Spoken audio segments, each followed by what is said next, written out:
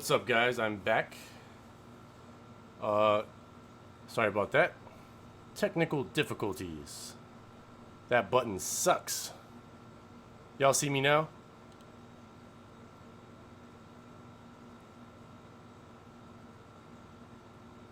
I'm just refreshing the page on YouTube. Okay, you guys can see me, right? All right, we're back. Kiko's coin stayed in the glass. Good thing I got two of these HD home runs, because I'm going to start this video all over again. Except I already opened the box, but this I haven't opened yet. It's a new HD home run. I'll open this one, because I'm going to delete the other video, because that stunk. So I got my HD home runs in. For those of you that saw this already, sorry. But these are the Servios for DVR expansion and storage. I'll show you one that I already opened on a previous video that crapped out on me. It's about the size of a Fire TV box, holds 300 hours of storage, okay? And pretty much all that's in the box is 1 month of Plex pass, your adapter, power adapter, and the box. And some instructions that say, call us. And that's it. Yeah, it's probably my AC troop. So John asked before, what's the difference between Cat 5 and Cat 7? I'm going to get to that. So I just opened another one. Alright, I'll show you all the opening. You get the Plex Pass. I'll give those away. You get there, call us if you got any problems. Alright. And you've got your HDHomeRun Servio device, which is right here. Same one I have already right there. Put another one. Another stop. Call us if you got a problem. Another power cable and a Cat 5 cable. And I'll put this box over here.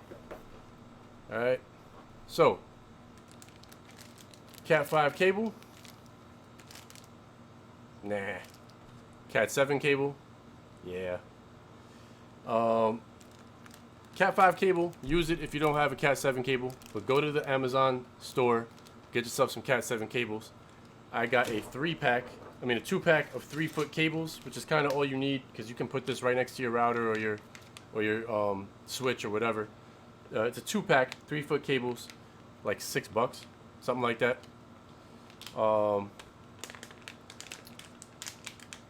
So for me, this cable, garbage. All right. If you don't have another cable, use that one. What's the difference between Cat 5 and Cat 7? Let me go get that cable I just thrown back to answer John's question. Wow, I threw that kind of far. Alright. Cat 5 is really old. It works, gets the job done, but it can't handle really high speeds as well as Cat 7 can. So, Cat 5 is okay, don't get me wrong. I'm just, telling you all that if it's free and you got it, go ahead and use it. But Cat 7 cable is always round. It's not shielded, all right, in the same way that a Cat 7 cable is. Cat 7 cable can be round, but it can also be flat, like this one. Your connecting terminals, much nicer, all right. If you can see that, this terminal is gold plated, all right. They always come with these better things to secure it in. And this is just like a regular standard Cat 5 cable. The main difference is what it can transmit, right? As far as data. Cat 7 cable can send 10 gigabits per second of data through it before it's full and can't send anymore. This can send 1 gigabit absolute max on a short run. All right, and let's just say I have 1 gigabit in my house, right? So let's just say I go ahead and I plug this in. Well, essentially, I'm plugging this in to that has a maximum of 1 gigabit per second, and I have a 1 gigabit per second connection. So what happens? It's full. As my speed is trying to push through here, this is stretched to its max. All right. Can it do it? Sure. But if I'm only using 10% of this cable, that's a lot better. It's kind of like, think about a straw, right? Okay? And you got water in a cup, and your straw is really tiny, and you're trying to drink your water. It's difficult for you, right? Because the straw is really small. But if your straw is wider, you don't have to use as much force to get that up. It comes out much easier. Well, that's kind of the same concept. It's the best thing I could think of on the fly. Kind of the same concept for a Cat 7 cable. I hope that answers your question, John. Is it absolutely necessary? No. But for the price, all right, I have them in the Amazon store. For the price, they're awesome. You're just never stressing your network. It's again, another analogy would be kind of like, it's like your car. You know, like if you got a turbo in a car and you got a fuel system in a car, and let's say your fuel system is capable of 400 horsepower, and you tune that car to exactly 400 horsepower, what happens if there's a little problem with your fuel system? Bye-bye, because you're going to run lean and going to blow up your engine or blow your head gasket or something like that. But if you have a system capable of, if you got a fuel system capable of 4,000 horsepower, I know that's crazy extreme, but that would be the difference between these two cables, 400 to 4,000 horsepower. But I only tune it for 400 running on the 4,000 horsepower capable fuel system. Well, chances of a problem are much smaller. You're not stressing anything out. If something goes a little bit wrong, you know, you're good. So that's kind of the difference. And they're super cheap. If they weren't cheap, I wouldn't advise you get them. I tell you to get Cat 6 cables, because Cat 6 cables are still better than Cat 5s. But the price difference between Cat 5s and between Cat 5s, Cat 6, Cat 7 is so minuscule now that you might as well just get a 7 and be future-proof. You won't have to upgrade cables for a long time. Because by the time we see 10 gigabits per second external networks anywhere, even in the US, I think Japan might have some, but in the US, it's going to be a long time. But what you do get, there are 10 gigabit per second internal networks. They make cards that are capable of that. So you can plug those into your computer, plug this cable into it, plug it into a 10 gigabit per second hub, right?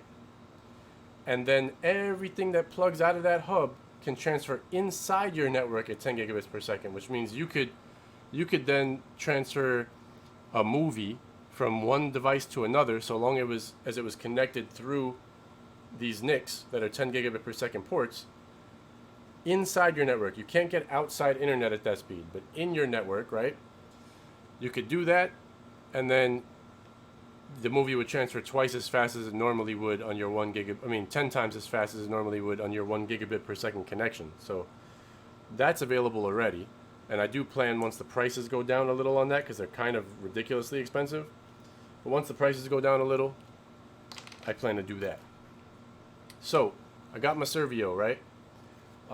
I'm going to try to load up my phone with the camera and put it on the screen and show you guys my HDHomeRun stuff real quick, which I showed you all the other day. But for the first time, I'm going to try to load this camera in and see how well it works. Let me make sure I'm on the right camera over here. Switch cameras. I'm not going to show you me. I'm going to show you my back camera, I think, because it just makes the most sense while I'm doing this. Alright, let's put this right here. And let me turn it on. We'll do 720 is fine for this portion of it.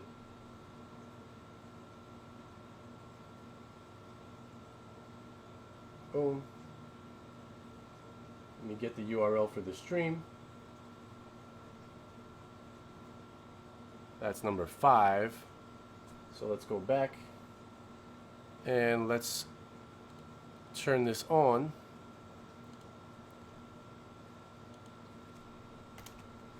Number 5, yep, that works. Number 5, yep, that works. Sorry, guys. All right, sorry, guys. I gotta mute my Alright, you guys hear me, yeah?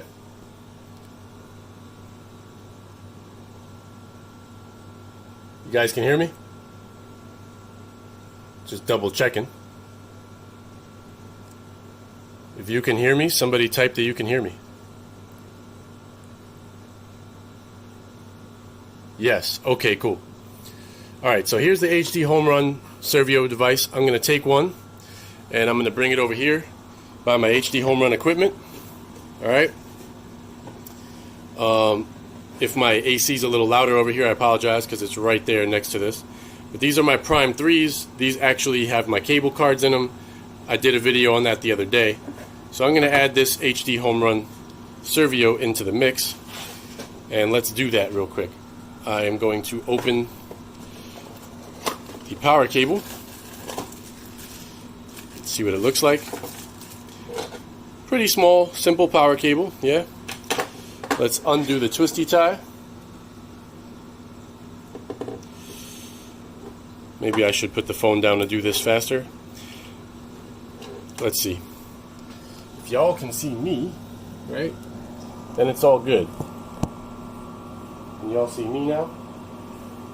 Yeah, y'all can see me. Alright. Hopefully y'all can hear me okay from here.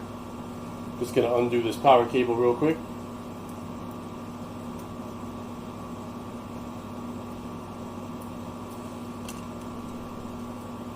So, power cable's open.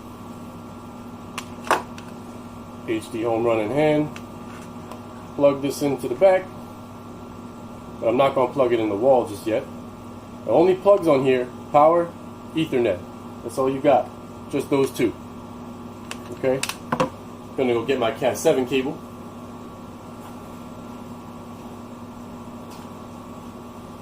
Got my Cat 7. Plug that into the back of here. Alright. Should get a nice satisfying clicking sound out of these bad boys. See if y'all can hear that. That click is good. That's how you know it's in. Alright. Let's plug this into my switch, which now I will pick up the camera for. I'm going to put my Servio right here on the end of the desk. I'm going to run my power cable down here real quick.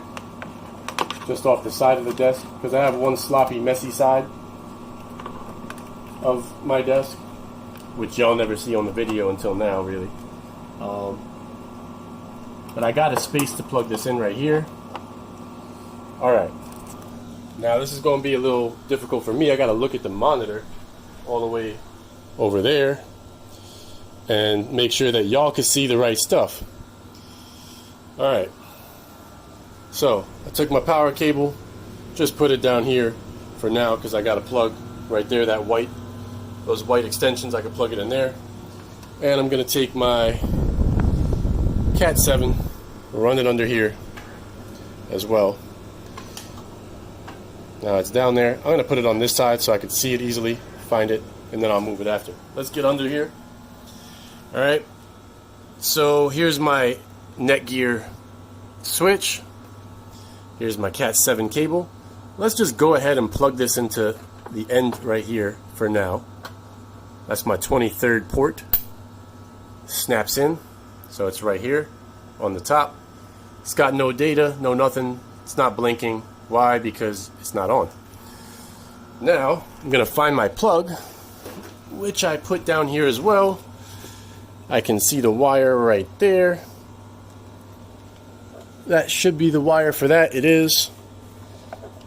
And here is the actual plug. So I got a lot of crap down here, but I hope that this is the right direction. I think it is. Just need to move some of these wires.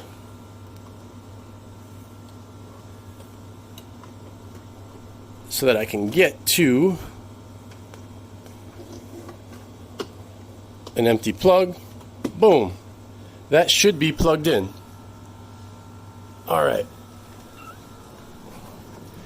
Yeah, it's lighting up a link on the back. I just saw a red light for a second. Now it's green flashing. So we're working. Now, what does it say to do here? Step 1, connect your HDHomeRun. Connect antenna or cable source, connect to network, connect power. Step 2, go to my.hdhomerun.com, follow instructions on the web page. Well, that should be easy enough then. Let's go ahead and stop this source, all right?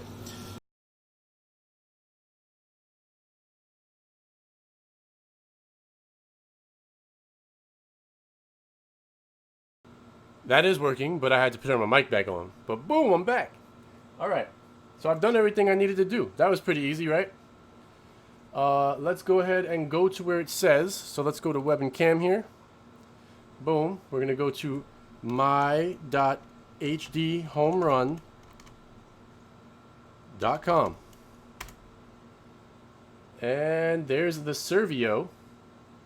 All right, and it says on here, follow the instructions on the web page. Well, I don't really see that. Let's see here. DVR status. I can click on it. So it's a 2 terabyte drive in there, and it's basically free. Summary. Let's go back. Installation instructions. Well, where is it? Let's click on my version.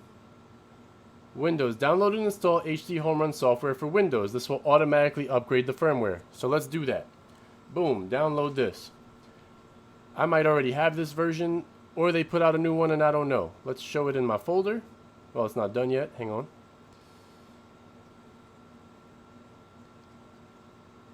Yeah, man, I got a lot of cables. Life is Good said that is a lot of cables. Alright, so show in folder. That is the original 0621 version. I already have the software that is different, but let me open mine. Alright, but you could install that. I'm going to search for HDHomeRun setup. Let's open this. Yes. Oh, I can't move it because it's upgrading firmware. I want to show it to you guys. Basically you would install that software just like it says, open it up, and immediately it's telling me upgrading firmware. So I'm assuming it's upgrading my Servio.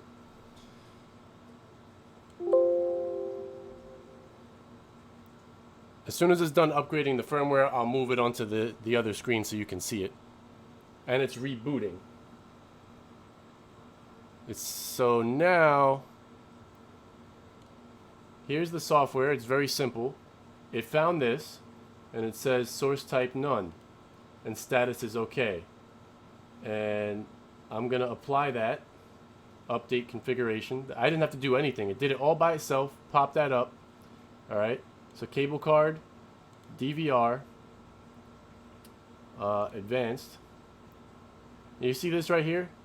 Whenever you're having problems, you can check this box, and it will send the information to HDHomeRun, and they can, I'm just going to say OK here, and X this out. Now let's go back to my HDHomeRun and see if it shows that it's working. Alright, now it says version 2019-0715 beta 1, and it's the same exact version that's on my DVR. So that's all I had to do. I'm done. Literally done.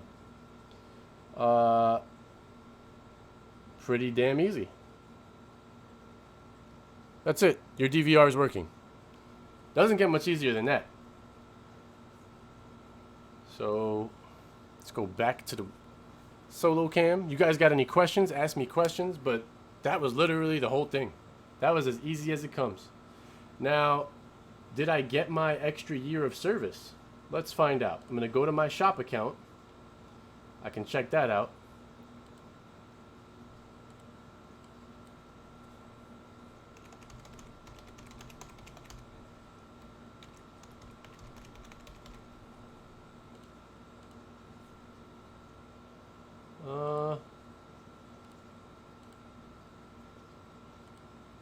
I don't remember my password to get in here.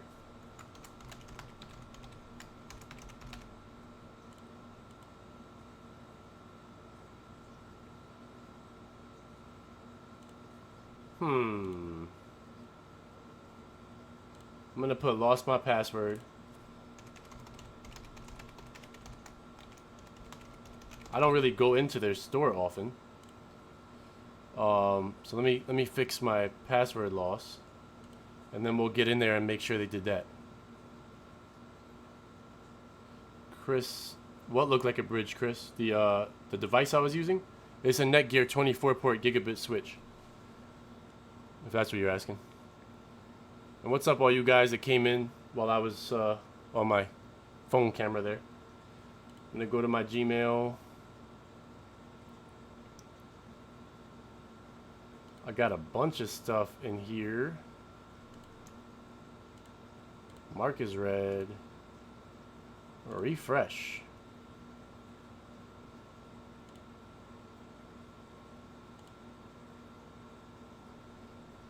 Haven't got my email. It says it may take several minutes to show in your inbox. Please wait at least 10 minutes before attempting another reset. Okay, so ask me questions, guys, while I wait for this. Oh, another thing. I'm doing good, Willie. Thank you. Now, another thing. Gear Best, I told you guys on a previous show, or I might have not said it on a show, but they've been reaching out to me. They've been trying to get me to do reviews on boxes and stuff, but they kept giving me the $60 box limit. They're like, please make sure you choose items under $60, and I'm like, I just won't review any of your items if I can only get $60 items, because you guys must not know my audience. The majority of them use shields or, you know, really nice devices of some kind. So if I go ahead and try to review all these $60 or less boxes for you guys, I'm wasting my audience's time, and I don't want to do that. LJ, the Cat 7s are on the page. You can definitely get them in the Amazon store. So basically, I finally got them to send me that B-Link GT King, that new one that has the S922 and 4 gigs of RAM. Even though some people have reviewed it already, I think ABSYT did it, a couple other guys. So that's like the best spec Chinese box ever, and B-Link is not a bad company. So I was like, that's literally the only box I would review on this channel. Problem is, it's like $108, and a Shield now is like $150. So my review is going to be more like, is the difference in price worth it? Or maybe, is this good enough to be, you know, a secondary box in a kid's room, in your bedroom, if you only want to pay for one Shield in your living room, something like that. So when they send that to me, I just had them, they should be sending it out today. When they send it, I'll review that box also. And I still got to do those formulars back there, because that may be another option. You know, those are expensive boxes too, but they're still a little cheaper than the Shield. So they might be good enough for secondary boxes, something of that nature. In which case, I would then recommend them to you guys. But, you know, with the caveat that you have, you know, that you know what you're getting, and it literally, the price difference has to be worth the difference from the price in the Shield for the experience difference. Then, all right, it's cool, you know. So that's one thing that's popping up soon. I still don't have my damn email. Returning customer login. I wonder if invalid username. So yeah, it's got to be my email, and it's just taking them a while to send it to me. Why did that pop up over here? Didn't want to do that. Close that.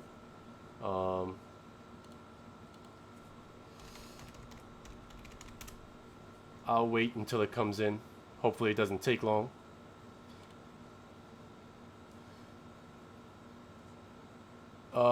There's a lot of questions about my Switch. Let me show y'all my Switch, okay? It is 24-port Netgear, and it's unmanaged, if that's what you mean. It's that time. But I don't need a managed Switch here. Everything works great without it.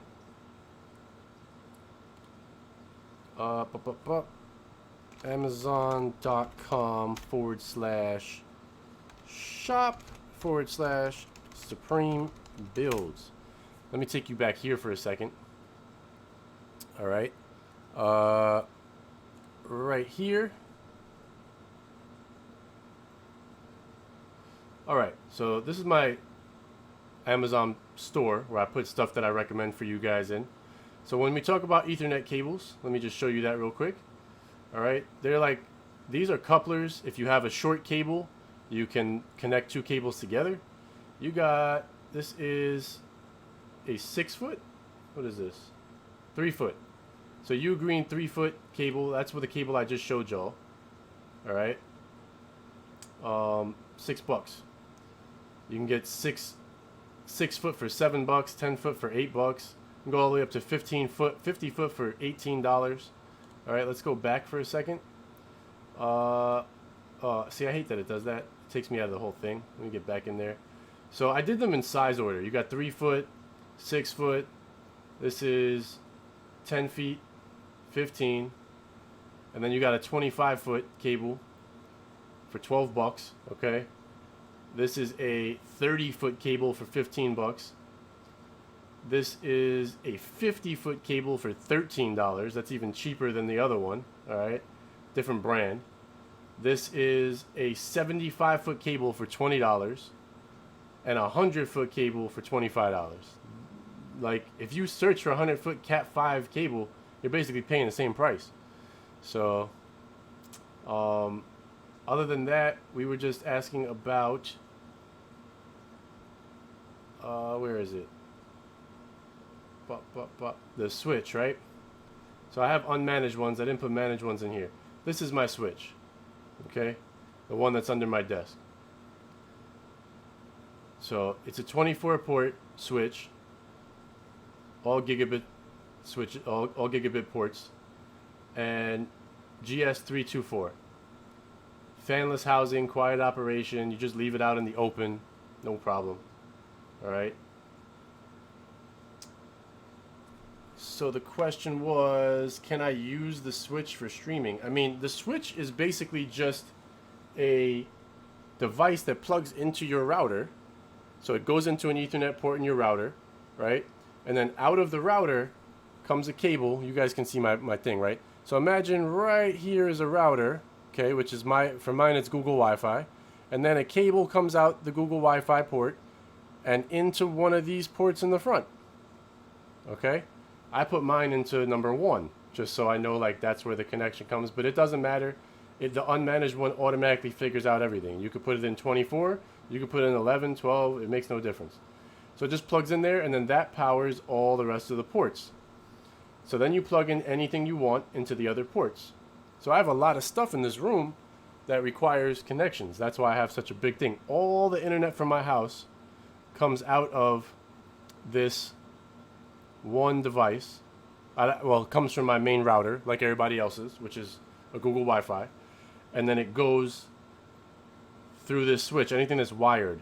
Now, I do have other Google Wi-Fis in other rooms, and those you can plug another switch into because they have their own Ethernet ports also, and then you can make more ports on that. But it all comes back to here and terminates at that Google Wi-Fi that was on my screen before. Managed and unmanaged, what's the difference? Managed is more complicated, but it allows you to set up a lot more specific rules for things. You can direct port forwarding and certain amounts of bandwidth allocation to certain ports. You basically get a web interface that you could sign into and change a lot of things, you know, quality of service for different ports. I don't need that because I have 1 gigabit speed. And everything gets what it needs pretty much. I've not had a single instance where I don't have enough power to power what I need to power. And I don't think anybody else would either, because these are really smart by default. You may not be able to manage them, but they do have their own chips inside and they manage themselves. It's not really, it's improper to call it unmanaged. It's unmanaged by humans. It manages itself. And it does a pretty damn good job. I only use Netgear switches. I find they do a great job, but that's not to say other ones aren't good. I've used D-Link in the past, and they've been fine. I've used TP-Link switches. They've been fine, too. But Netgear's just I've never had one fail or let me down, so You know, I don't really worry about it too much. Let's go back to the solo cam. I think in between sessions I fixed my widgets. Hopefully I could oh, one of Kiko's coins jumped out of the jar. Did y'all see that? There was 3 in there. It literally just popped out and went to 2. That's interesting. Another thing that's interesting is, real quick, if you guys see this newest member, how it's carrying over to the other one. This gentleman was trying to cancel. I think he's canceled like twice. If you guys are, Carl, you know, you guys are in the room. This is the same guy. He's canceled and rejoined like 3 times. He was trying to cancel, and he did it, but he keeps rejoining, and then he's going to get charged again. You know, the monthly thing for being a member on the channel. So if you're watching, buddy, if you're out there, you've joined again, and it's showing it here. So please unjoin if you need to.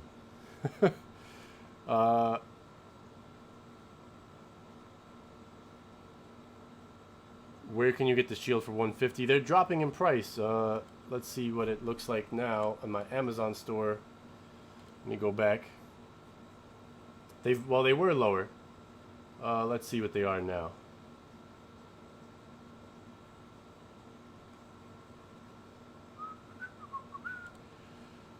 Streaming devices. It's $180 right now for the shield, but it was like $150 a few days ago. They had a sale. So it's $180. But a new shield is coming out.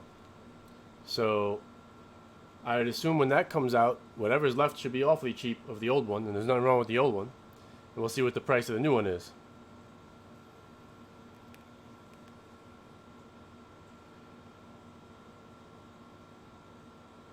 I just decided to buy my own router, so any that you recommend, absolutely. Let me go back here. Okay. I will come into here. If you go to my store, guys, the link is in the description below this video. All my recommendations are right here. You have wireless routers and mesh Wi-Fi systems. Yeah, let me explain that real quick, and then I'll answer this question, because Carl says don't join, just subscribe to avoid the charges. Yeah, look, on the home page, I'll go to it. I can't really do it so well because I have to be signed in when I'm streaming. But if I go to youtube.com, okay, and I go to my channel, all right, you have an option to subscribe up here, okay? I don't have that because obviously I can't subscribe to my own channel, but there's an option right here to subscribe, and there's also an option to join. Now, joining gives you exclusive access to a one-a-month stream where you guys are the only ones that can chat. And if you look in this chat room, everyone with the little SB logos with different colors, those are all members of the channel. So if you have those logos, you get these logos, and you also get little emojis that you can use in the chat that other people can't use. And then the last Saturday or Sunday of every month, I do a 1-hour stream before I do my normal stream that only people with these little logos that are members can type in. So you guys get your question. It's just a straight up Q&A. I'll do anything you guys want me to do for an hour. So any questions you have, you guys are all front and center. And if it needs to go longer than an hour, it will if there's a ton of questions, right? But that's for you guys that actually join the channel. You're not joined if you still see join on here. And so to anyone that is getting charged, that may be getting charged, and you don't know where it's coming from, I don't charge you guys for anything, all right? Basically, it's $5 a month if you join. That's YouTube's price point for it, all right? And you get those benefits when you join. I set up those benefits. But you don't have to join. You won't not get something that other people get. It's not like there's extra information. I could do a live stream totally separate that nobody could see except the people that join, but I don't do that because I don't want to take away information from anybody. But what joining does is it helps me out. When you join, they send me money from you joining. So, and it's a recurring charge every month that you're a member of the channel. It's kind of a newer YouTube feature, so I thought I'd explain it because a couple people had some issues with it, right? And it just helps me out. It's a little appreciation to me, and in return, I give you guys your own chat session once a month and some little emojis that you can use in the chat that nobody else can use. And all right, Willie just became a new member. I'm gonna switch back here real fast because I want to see if it all pops up proper. All right. So Kiko's coins just dropped back in.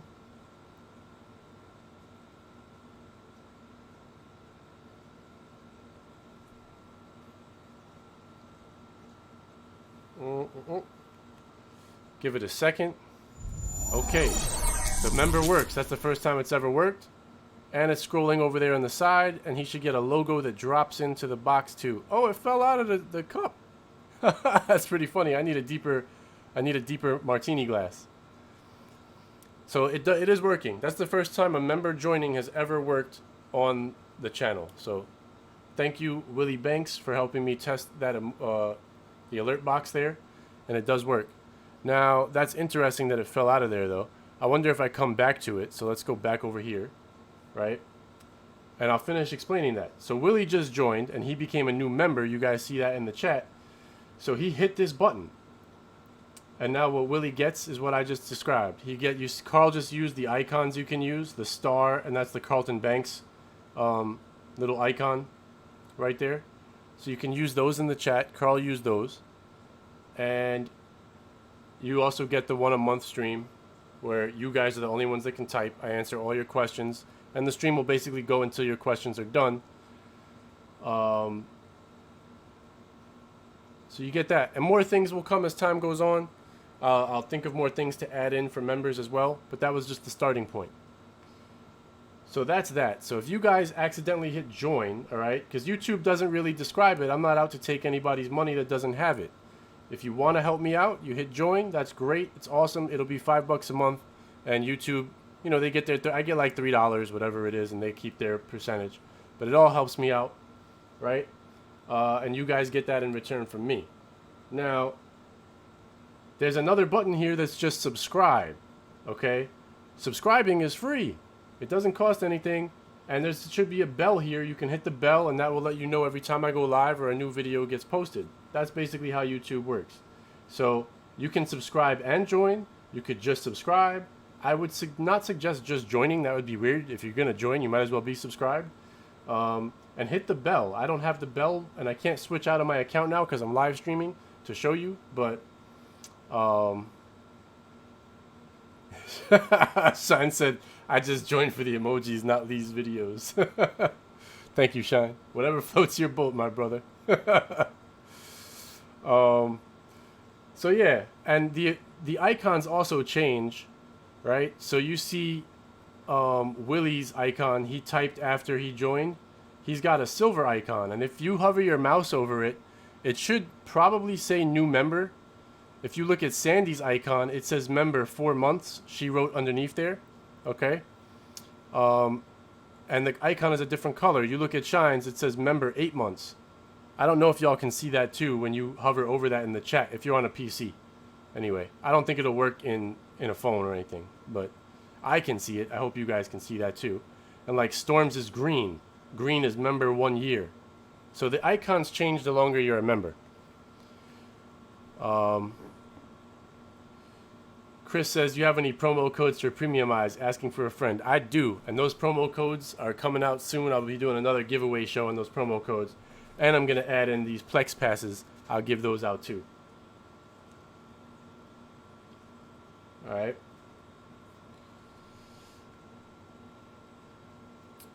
So yeah, once you hit 2 years, the icon goes gold. So I believe 1 year is green, and then it stays green for a year. The icon turns gold, right? Yeah, you joined about 3 weeks ago, Ron says, but not during live chat. So that's okay. You still got your icon, and it says new member. I think you might stay new member for 3 months? Or it might just be 1 month, and then you get something after the month. I can't remember. Yeah, Carl's been a member for 8 months, it says. But you might keep that icon until the next one hits. You know what I mean? Even if you've been a member for longer than that. You might have, after 8 months, it's probably 12. So it might stay like that. I don't know if it says 8 months, even if you're at 9 or 10, or if it updates to 9 or 10. I guess we'll check. But Sean says he wants that gold. I ain't going anywhere, brother. I believe Cell is going to be the first person to hit gold, and also Juggernaut's regular channel. Juggernaut subscribes to me twice. He has his own personal channel, and then he has his Juggernaut channel. So he subscribed twice. But him and Cell are the oldest members. And Cell's literally about to hit gold. I just checked the other day. I think he's at like 23 months out of 24. So when he comes in here and starts typing, he'll have the first gold icon.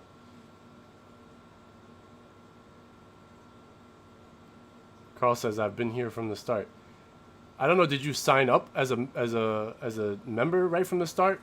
Maybe it canceled or something. I know Storm signed up too, but she had some issues. But it still holds you, Storm. It still says 1 year under your thing. I guess it tallies it all up.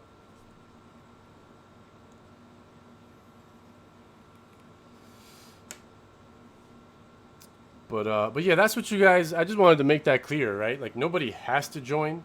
Joining does help me out, and I certainly appreciate it.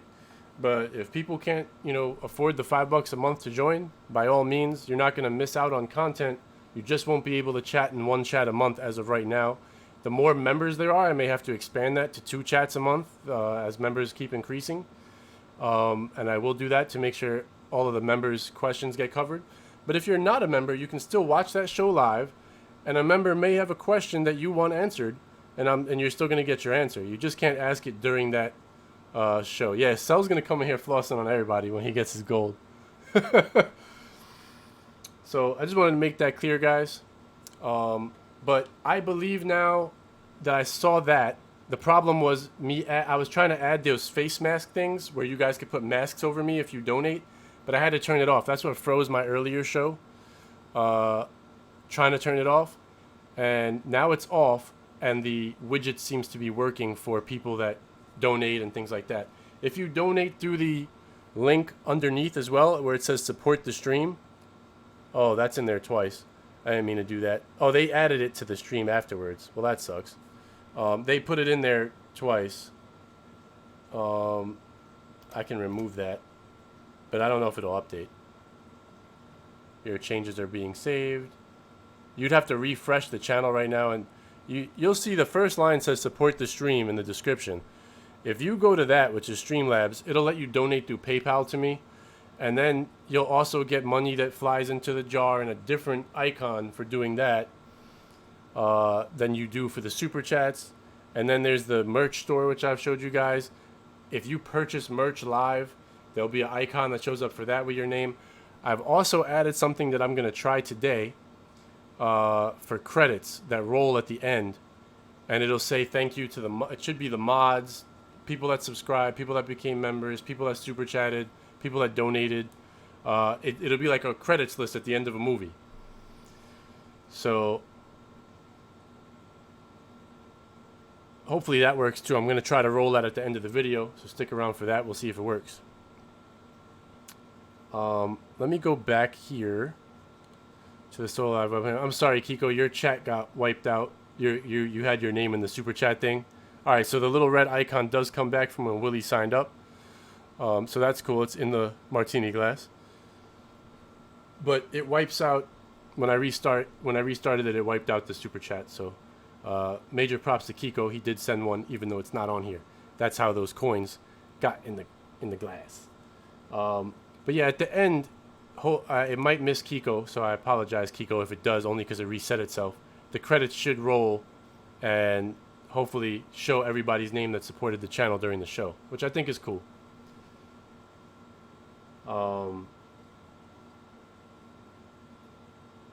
So let me check my inbox now. I still don't have it. I wonder if I'm using like the wrong thing here, because I don't remember my shop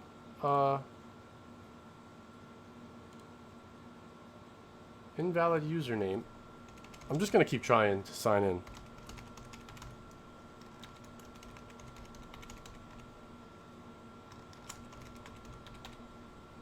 Login? No.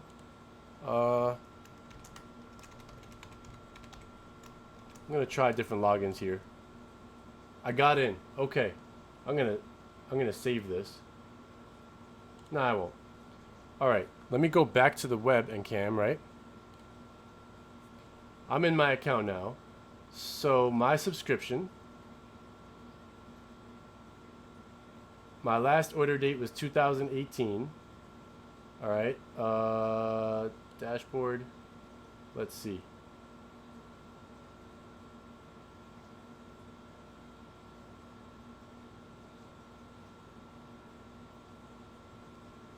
That's weird. Hold on. Let me go back here for a second. Oh, you got your coffee mug a few days ago? That's sweet, man. I still gotta order mine.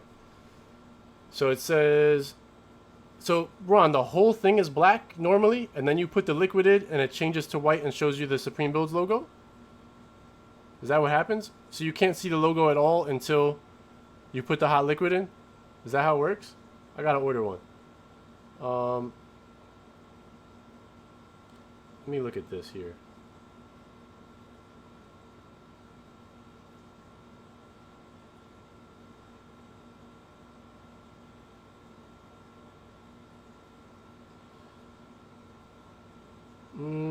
It's not showing my...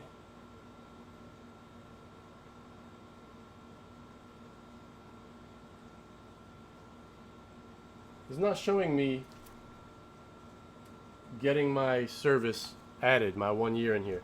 I'm sure you'd get it if you had a new thing, but let's see, renew now. Maybe I have to click renew now.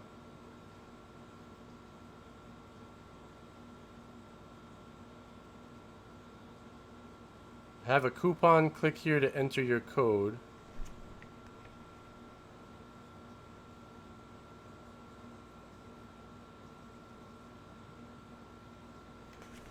Let me look at the box, because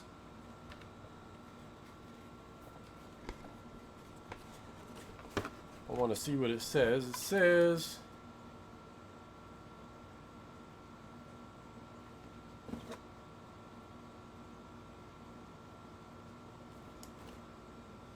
includes 1 year free, $35 value. I'm gonna have to look on their website and see if, let's see, HDHomeRun Servio claim DVR service.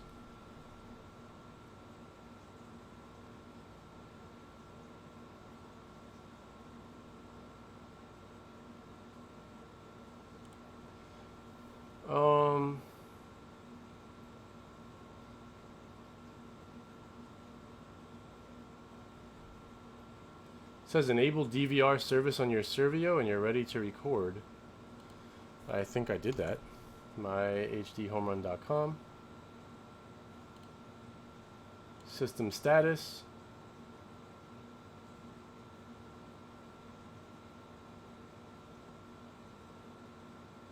System log. I can't do anything from there.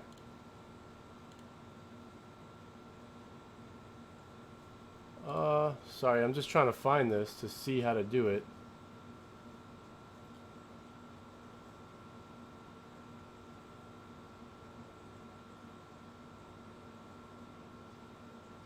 Forums.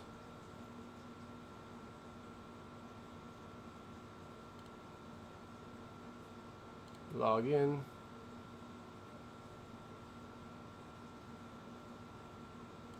Gonna log into the forum real quick. Hot 69 Secret Agent. Thank you for the super chat. Let's watch that one fly in. I'm so excited that the widgets actually work now.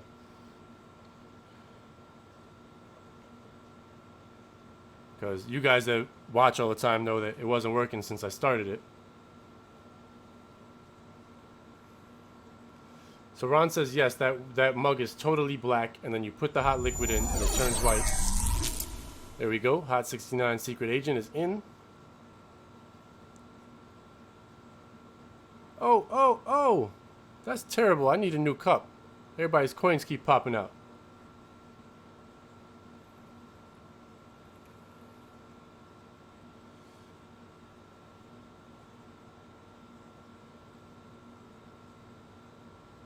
Can I make a hot coffee cup sleeve with the SB logo?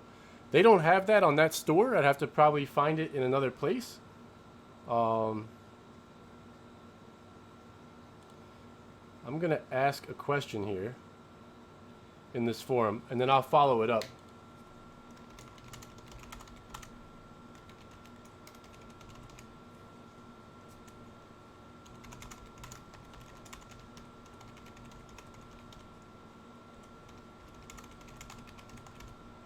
I can show you guys this. Let me do that. So I'm writing on their forums. Just got my Servio, but my DVR subscription did not extend automatically. Hello. Is there something I need to do on my end to make my subscription extend for a year after activating my Servio? I already had DVR service.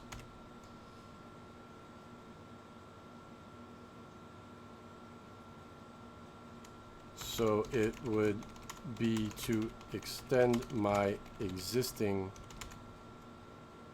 DVR subscription. And you guys got to be nice, right? Thank you in advance for any assistance. Submit. Ta-da! And now I wait. Somebody will tell me what to do, and that's it. One of their mods will get in there and just tell me what to do. Alright, so we're good. I got in. When I figure that out, we'll get it going.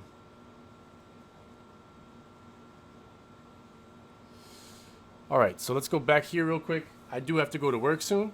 But guys, you saw how easy this was. HDHomeRun Servio. Super easy. Damn, somebody's coins fell out again, right? I'm going to answer a few questions before I go. I just want to finish this part up. Literally, Ethernet cable in the back, power in the back. Plug the Ethernet cable in first to wherever you're plugging it in. Then plug the power into the wall. Go to my.hdhomerun.com. Your device will show up there. It'll tell you to download the software for Windows or Mac or whatever. And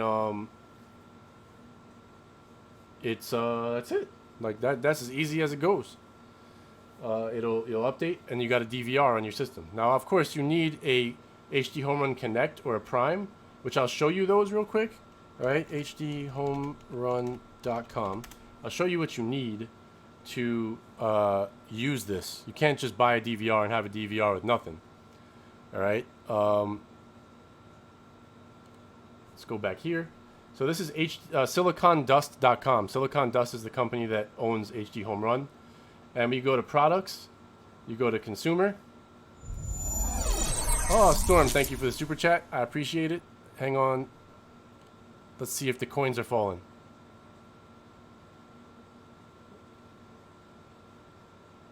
So because I wasn't on it, I guess it didn't fall. All right. So I got to put the glass on every page too. Okay, good to know. But you got your thing. Thank you, Storm. Back here. Oh, you saw them. Okay. I missed it. On this screen, okay, they only have the Prime 6, but you can't buy that yet. I'm waiting on this because it looks like it's about the same size as the Servio, which is this. That's what I just got. This is for cable cards. You have to try to buy a Prime 3 used if you don't want to wait for the Prime 6. Then you have HDHomeRun Scribe Quattro. This is the newest Scribe that they have. And if you look at this, it's 4 tuners plus a DVR. But you need an antenna. This is their newest one. This is pretty cool. It gives you 4 tuners and works as your antenna to bring it in. Alright, so free local live TV with DVR. All you got to do is take your antenna that you buy. You could get them at Walmart, Amazon. Maybe I'll make an antenna section in the Amazon store. That's a good idea for good antennas. You take the antenna, you screw it into the back of this device, and it looks basically the same as the device as this. They're basically looks like the same size almost. All right. And you got to get that antenna outside, either on your roof or whatever, right? And then the wire runs into your house, plugs into this, and you do the same thing. It's going to have a Ethernet port on the back. You're going to plug that Ethernet port into your modem or router, and it's going to give you DVR service for a year also. All right? And then it works on all your devices. It's very easy to do. Just plug it in, and if you have a bunch of local channels in your area, I get a lot of people on IPTV too asking me about local channels. You know, can you get this? Can you get that? If you have a good antenna, all right, and they don't cost that much, anywhere from like $30 to $100 for the antenna, okay? And you set it up in your window. You could put it in your window. I think they work best south-facing, if I remember correctly, or southwest-facing, something like that. You could look that up. Which direction should I place my antenna? You can plug them right in. Get all the local channels you have. In New York City, there's a ton of local channels. If you're in a major metropolitan area at all, any kind of city, you should get a bunch. If you're in a rural area, buy the antenna on Amazon, plug it up to the top of your roof, whatever you can do, put it somewhere, strap it in, all right, just temporarily, and check it. See how it works. See what you get. If you don't get anything, just return it to Amazon and say it doesn't work. They'll take it back. All right, so you get 4 tuners, which means you can watch 3 things at once on your different devices and still record one thing at the same time. All right, so it says watch or record on 4 different devices at the same time. This has 150 hours of recording space built into it. All right, let's see. Then we have 1 year free, then $35 a year for DVR. You'd basically only be paying $35 a year for DVR. Everything else is a one-time fee. Buying the device, buying the antenna. And it will give you a 14-day guide of your shows. It's really easy. Works on so much stuff. Here, they're showing you the back. Your antenna goes in there. This goes to your router. Done deal.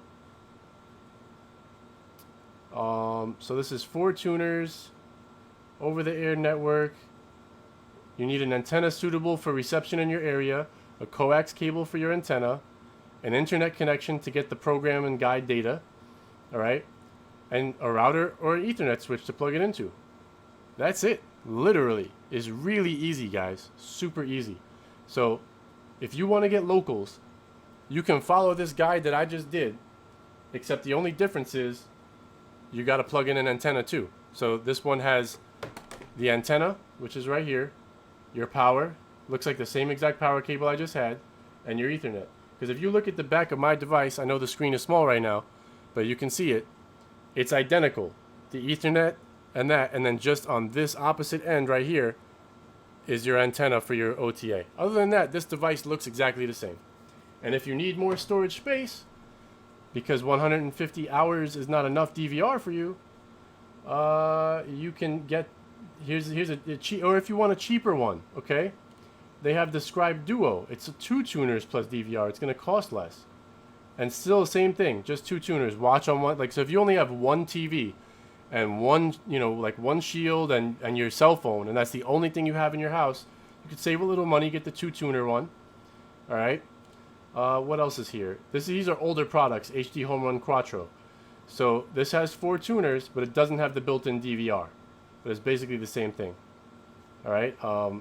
So when you record content, it's yours forever. But this does not give you the DVR. So you'll need a DVR separately. I would not buy this anymore. This is the old style. All right. You might as well get the device. So let's see how much they cost, right? Let's do info, open link, and new channel, info, open link, and new channel. So we're going to look at the 2 and 4 for your over-the-air channels. Here's your 2. Get now. Best Buy has it. $200. This is the Scribe Duo with 1 terabyte DVR built in. Again, I stress to you, Google Express. Just type in Google Express, right? Let's look how I did this. Google.com, and then I searched for HDHomeRun. What is this called? Let's look at the Quattro, right? Let's see, buy now. Okay, this is the 4-tuner one, get now. $250. Okay, so you can pay $250 plus the antenna. Remember, one-time fee for your device. After this, it's just $35 a year, or you can get $200 for the 2-tuner one. So you can double your tuners for $250. Now, check it out. You can go to Google, and this is, let's see, Scribe Quattro 1 terabyte DVR. I'm just going to type this in. I'm going to copy this. Instead of buying it from Best Buy, copy. I'm going to go to Google, and I'm going to search Scribe Quattro DVR. And you see Shop Now with this buy with Google shows up on Best Buy. Watch this. Best Buy. I've already bought stuff, okay? So it's not going to work for me, but you'll get a coupon for your first purchase, $20 off. Okay? Up to 20% off. The max is 20% off up to $20. So this $250 is going to become $230. All right, but it's Google Express. Google Express works with Best Buy to make checkout easy and protect your order. And I just did it. It worked perfectly fine. I got everything I wanted. All right. Now, I did that with buying these. That was my first order. So these were $150 each for the DVR by itself, because it doesn't have any tuners built in. It's just a 2 terabyte DVR. Okay, $150 each. So it was $300, and then I took $20 off of it. It was $280. With the tax, it came back to $300. I saved the tax though. You know what I mean? But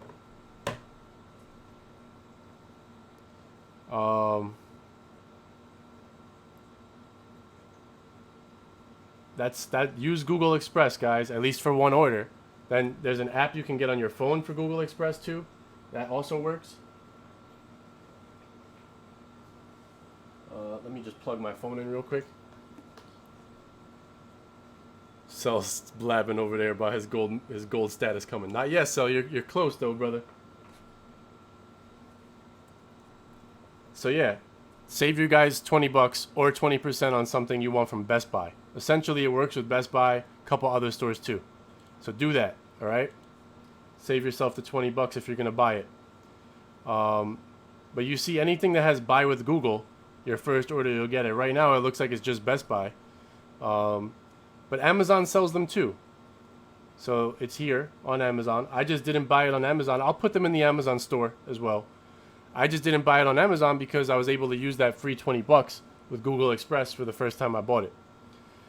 And you see stuff like this. Here's a bundle with a 25-mile antenna. So if you just type in, let's go all departments, OTA antenna. Here's one. Here's an amplified HD signal one. Here's an antenna direct clear stream. So there's different prices and you got to look at them. Outdoor antennas. So here's Amazon's choice.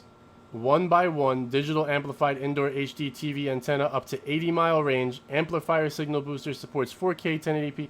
I have not tried this. I have no idea if it's good, but it still has the cable that comes in. The cable goes this way. There's a plug that goes into the wall. That seems pretty simple, right? So step one, place the antenna in an area with good reception. You see somebody's putting it on their window. Okay, so maybe if you have a 2-story house or you have an open window field, you can do that. Step two, connect the antenna directly to HD TVs with HD tuners or through a set-top box for TVs with HD tuners. So it's saying, and this is some sort of amplifier here. Step 3, scan for channels and access all your favorite local and national programming completely for free. Seems pretty easy. So I don't know if I'll get back to this. Let's mute it. I wouldn't think so. I'm promoting a product, right?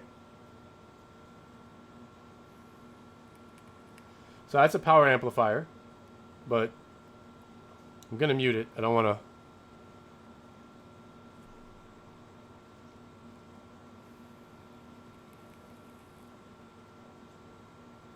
Provide power to amp via USB connect. So that just amplifies your signal. That's kind of nice.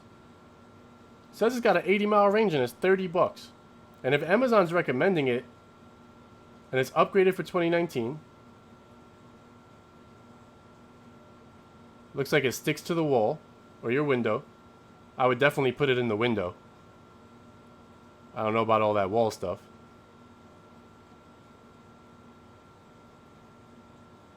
It picked up night. Cell said he used that in older version because it was 6 years ago. It got him 96 channels. Windows performs best near a clear window. Yeah, that would make sense to me. And you can channel scan right on your TV, but if you have the HDHomeRun, you don't have to do that. You get the guide, all right? So let's kill this here. All right, let's look at, I mean, the reviews are 3.5 stars, but out of 5,404 reviews. So I'll research through these, try to find ones with a lot of stars. If you have a house and you can mount it to your house, here's a RCA outdoor one, all right? 120-mile amplifier. This looks like the same kind of concept. Got only 87, but it's 2019 upgrade, $38. So here's an 130 miles. It says $18. Guys, local channels are easy to get. Yeah, the higher the better, and they have extension cords you could buy. That is true. So mount it as high as you can in an open window. You might have to move it around to a few different spots to see what you get. Try different windows because facing different directions might be different. Might give you different results. But you'll get the most stuff, and you'll get HD channels, and it's basically free. You're just buying the equipment, and if you want to DVR it and you want a good DVR like HDHomeRun offers, it's $35 a year. Beats the crap out of cable. Get you that for your locals. Get you an IPTV service, and you're all set.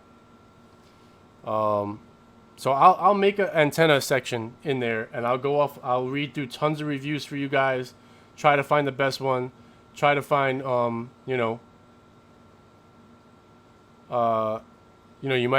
try to find you the best ones at different ranges, things like that. Chris says they're easy if your tower is close, so you might be paying more for a long-range antenna. That's true. It depends where you are. But if you're in a major metropolitan area, you shouldn't need too long of a range. But at these prices, if they really go 80 miles, there was another one here for 150 mile range. Here's one for 120 plus mile range. If they really work, and look, save 5% with coupon right on Amazon. So I'm gonna go through these today and find the ones with like the most reviews. These gotta be gangster with these crazy things, but those are only outdoor. You're not gonna put that in your house. But the in the house ones, from what I understand, as long as you have a clear window, all right. Thank you, Cell. Cell noticed the new logo on the SB channel. I just did that yesterday. So that's like the new school logo, at least for the channel itself. So there's a ton of them. I'll go through it. I'll check. I'll add some to the store for you guys. Yeah, they look like coat hangers back in the day. That is true.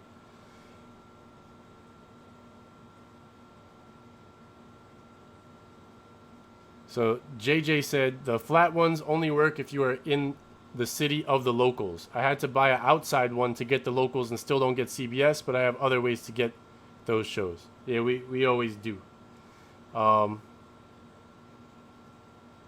Outside antennas work in an attic. I would think they probably would to some extent, but they're really meant to be outside. Like, they're meant to mount on your roof. You see how this thing has a big mounting plate? All right. It's meant to mount like a Dish Network dish would mount. So you see it's on the roof. They've clearly mounted it in a specific direction. All right.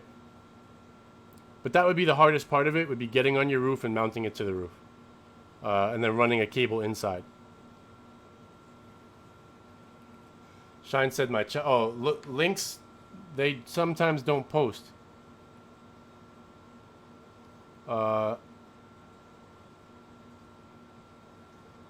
Yeah, that's a good idea too. Dirty Harry had a Dish. He removed it, put his antenna, and used Dish's wiring because Dish already wired it up for him. So that works too. Good idea if you already have a Dish, Dirty Harry. John says the specs for some of those antennas are overstated. No antenna can reach 120 miles. Yeah, it might not reach that far. You might be right, John. I don't use them. You know what I mean? But if it reaches, look at your distance to a city. And I would assume you'd want to point your antenna towards that city if you were using an outdoor antenna or even an indoor window one. All right? But like Cell lives by Tampa in Florida, and he used the one that I showed first, and he got like 96 channels, but he lives in a suburb of Tampa. So he used this and got 96 channels with this in a window. So, you know, if you're close in a suburb, stuff like that, Shine says go to antennaweb.org to show channels. Let's check it out real quick. Antennaweb.org.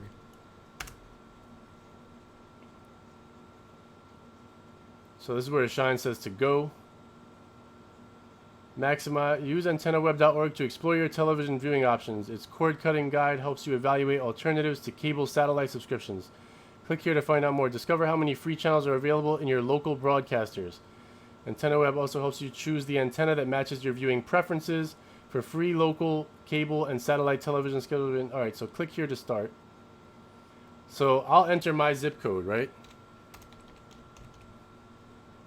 The antenna will be installed more than 30 feet above ground level. No. I want to put one in my house. So submit.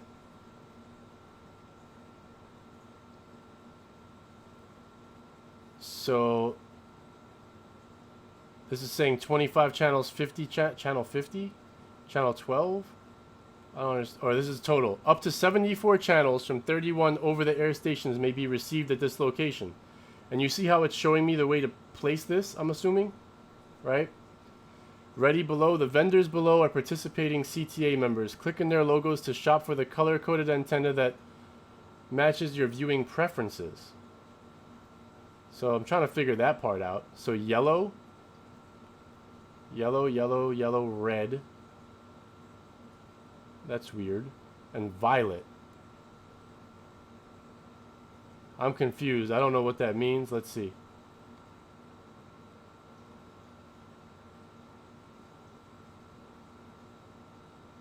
The table below lists each station's primary channel network and distance, and direction in degrees from the location relative to magnetic north. Click on a station for more info about the antenna type needed to receive it. So these are just the stations? Okay. So let's look at... It's only showing some stations. That's weird. So I'm trying to figure that out. But...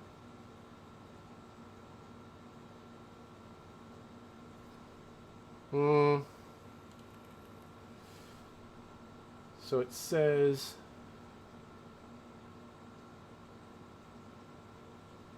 Caught in Providence, divorce... Oh, it's showing what's on. That's hilarious. Okay.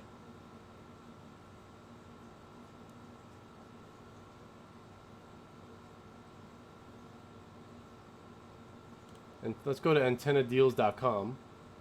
No aiming with this one. And it's $84.95. I don't know. Indoor antennas. Here's a 50. It says 50 miles, $40. As thin as a penny, powerful paper thin indoor antenna, multiple colors. Here's a box to record shows, but I would just do the HDHomeRun. 4K ready indoor HD TV antenna. This one says digital 4K ready indoor HD. I'd put this in the window too, maybe.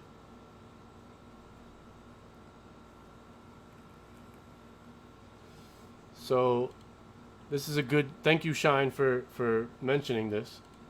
It's at least giving people a good way to see their zip codes, right? So you can test a different zip code. To enter a different address, click here. And I don't know, let's try Cell, what's your zip code?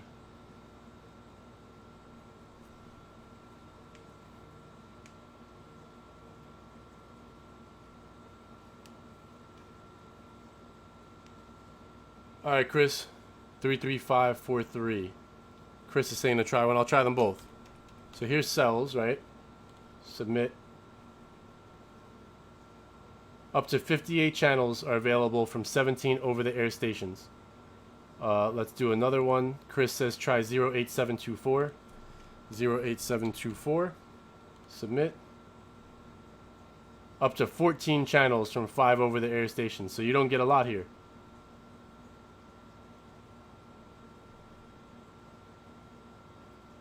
Central Jersey.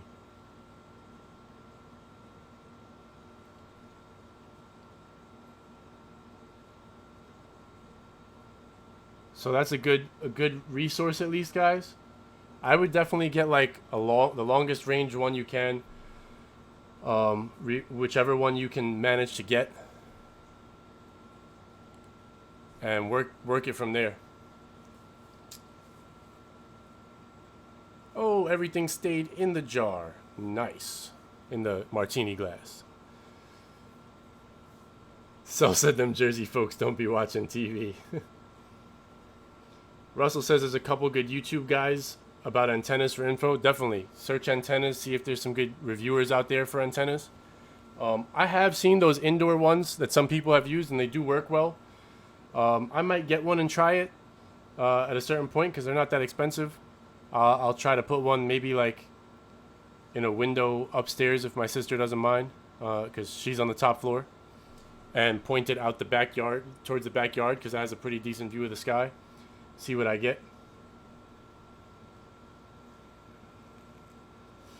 So I will find out.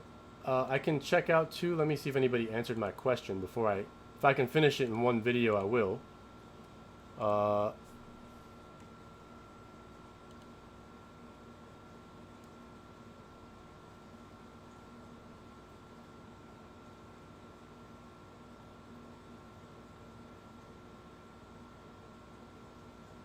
Forums.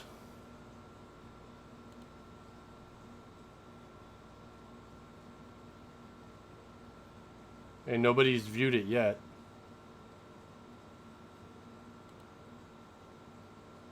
And nobody's answered me yet. So I cannot answer that right now. But I will check my account one more time just to see.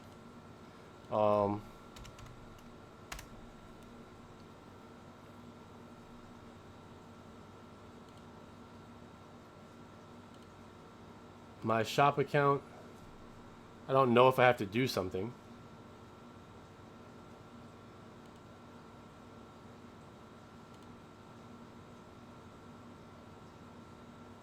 It says my last order date was September 29th, 2018, and my next payment date is October 8th, 2019.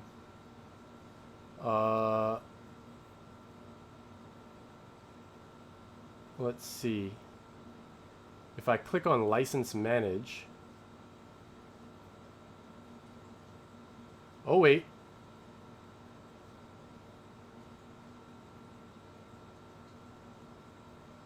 I think okay, hold on. One domain per key. Wait, that's not correct then. Order was placed September 29, 2018 and is currently completed.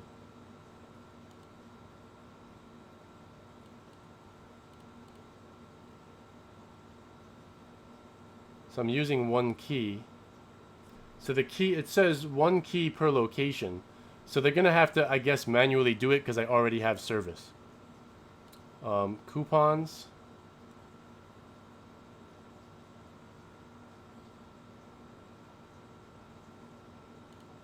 Orders.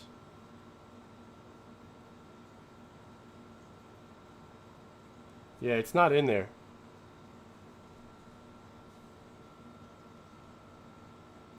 Big Papa says double stacker antenna is a good one. The VHF is stacked on top of the UHF for a smaller footprint antenna. And D-Rup says Vipon, V-I-P-O-N, has good antennas for under 14 bucks. It's part of Amazon. So I'll go through all those. I'll look at some other sites, see if I can find some comparison sites. And I'll add a antenna section to Is the SSL cert issue fixed now? I don't think so, Carl. Let me check it. I reached out to the host, but last time I checked, he didn't answer me. He's read it. Okay, he's looked at my messages.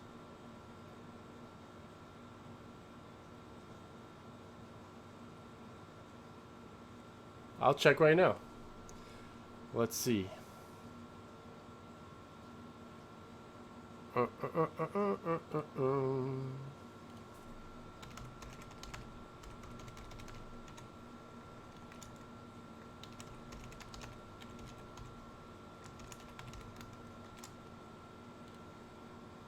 No, it's still not fixed. So, but they've received my message, so it should be fixed today.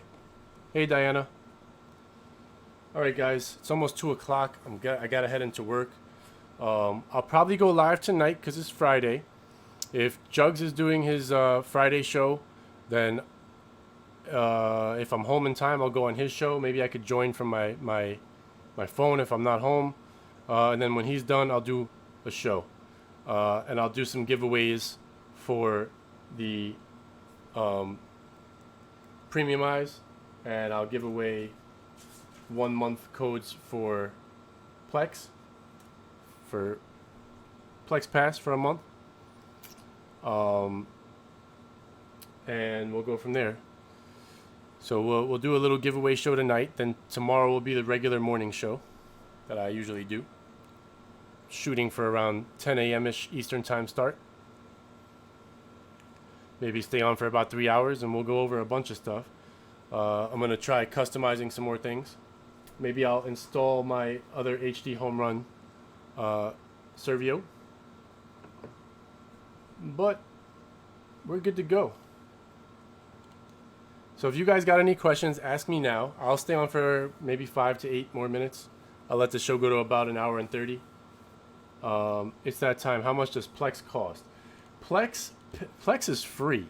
All right. But if you want a Plex Pass, that is a premium thing. It gets you, some stuff. Let's look at that real quick. Plex.com. Whoops, it's Plex.tv, sorry. Plex.com is something totally different.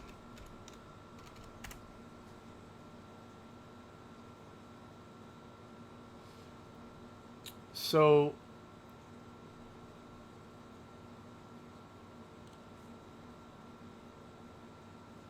let's go right back here. So you can go premium with the Plex Pass. It's $5 a month, $40 a year, or $120 one-time fee for lifetime.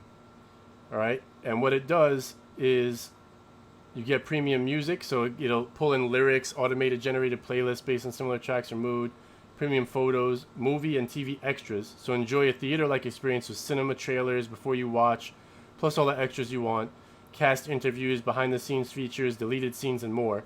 It'll pull that in. If you have music that you can make a music library in Plex, it will then give you a lot of information about that. You get a dashboard for play history, things. This is kind of like a program like Tattooey, but Tattooey's still better. But it will show you that. Enhanced now playing, bandwidth stats, user stats if you share your library, media-centric stats, so you can see the most played movies or episodes in the last 30 days. So if you share Plex with like your whole family or whatever, you can see who watched what. All right. Watch and record free broadcast TV. This, you can actually use your HDHomeRun tuners and record in Plex. So you could use the Plex interface instead of the HDHomeRun interface if you wanted. Offline enjoyment. This will allow you to sync things offline on mobile. And then you got Plex Pass perks. So as a subscriber, you get exclusive access to perks, which offers discounts and deals, early looks, and VIP experiences from our partners. And you get to use the newest features before everyone else. We add promotions all the time, so be sure to check back often. To be clear, you don't need Plex Pass, all right? Plex is free and it works free. Kiko, I'll answer your question in 1 second. Sorry, I missed it the first time. So they're just telling you that loudness, leveling, lyrics, and movies. So all Plex features, right? So here's your free and premium. So you get all this. The premiums are just automatic camera app upload, early access and apps. You get the live TV only in premium, lyrics, mobile sync. So that's like offline mode, multiple users in premium. So you can switch if you have more people than one in your house. People can choose to log in themselves, and what they've watched stays with them. What you've watched stays with you. If you're going through shows, so that's kind of nice. Parental controls for kids, photo albums, the DVR. Plex Pass perks, timeline view, trailers, and extras. So it's not a lot, and free works just fine. But if you want to be a premium member, that's what you get. All right, now Kiko says, does the Servio record commercials? Yes, if it records whatever's airing in that time slot. There is an app that you can put on your computer. I forget the name of it, but it's a free app that removes commercials and then saves the file afterwards. If you wanted to do that. Also, with your remote controls on any device, right? Like, let's just go back here. On your shields, you can press this button forward, right? You click it on the right side, and what happens is it will go forward 30 seconds. If you press back, it goes back 10 seconds by default. You can edit those. But with the 30-second forward, it's generally the length of a commercial. So you just press it, it'll start playing the next commercial, press it. It's really quick. Like most commercials, usually like 5, maybe in between. So a lot of times I'll just go click, click, click, click, click. And if you happen to just get back into your show, I just press back once, I go back 10 seconds, show's right there. It's like riding a bike. Once you get used to it, I don't even bother removing the commercials. Once you get used to it, you just click a few times real fast, click back once, and you're in. Sometimes there's like 9 commercials or 7, so then you just click a few extra times. But it's already preset for like your standard length of commercial, so that each forwarding is one commercial. So I don't mind it. But there is an app that removes commercials and it's free. I'll show you guys that on another show. I can't remember the name of it, or I tell you right now. Plex takes it. So Plex has whatever is built in to take it out. That's cool. It's built into it. That's awesome. That is cool. So you could then use this, right, if you had it, to record to. You can find it on your network. Tell Plex to use this as your DVR storage location. And then do it like that. I would assume that would work. It works like that on my NAS drive. I'm not sure if this is proprietary locked in to not do that. But like I said, I don't mind the commercials really, because I just fast forward right through them real quick. But you can remove them as well.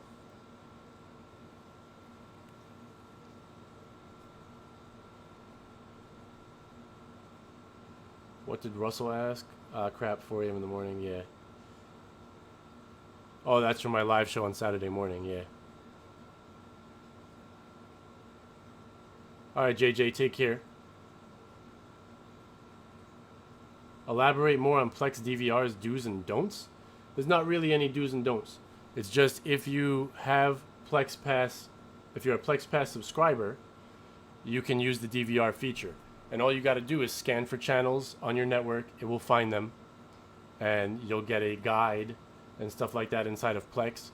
And you can then record, and you would just choose where you want to record to. But keep in mind, if you're setting things up to record, you need to record to a device that's always on. If you're recording to your PC's hard drive and you shut your PC off, Plex can't record to it. You also need your Plex server to be on a device that's always on.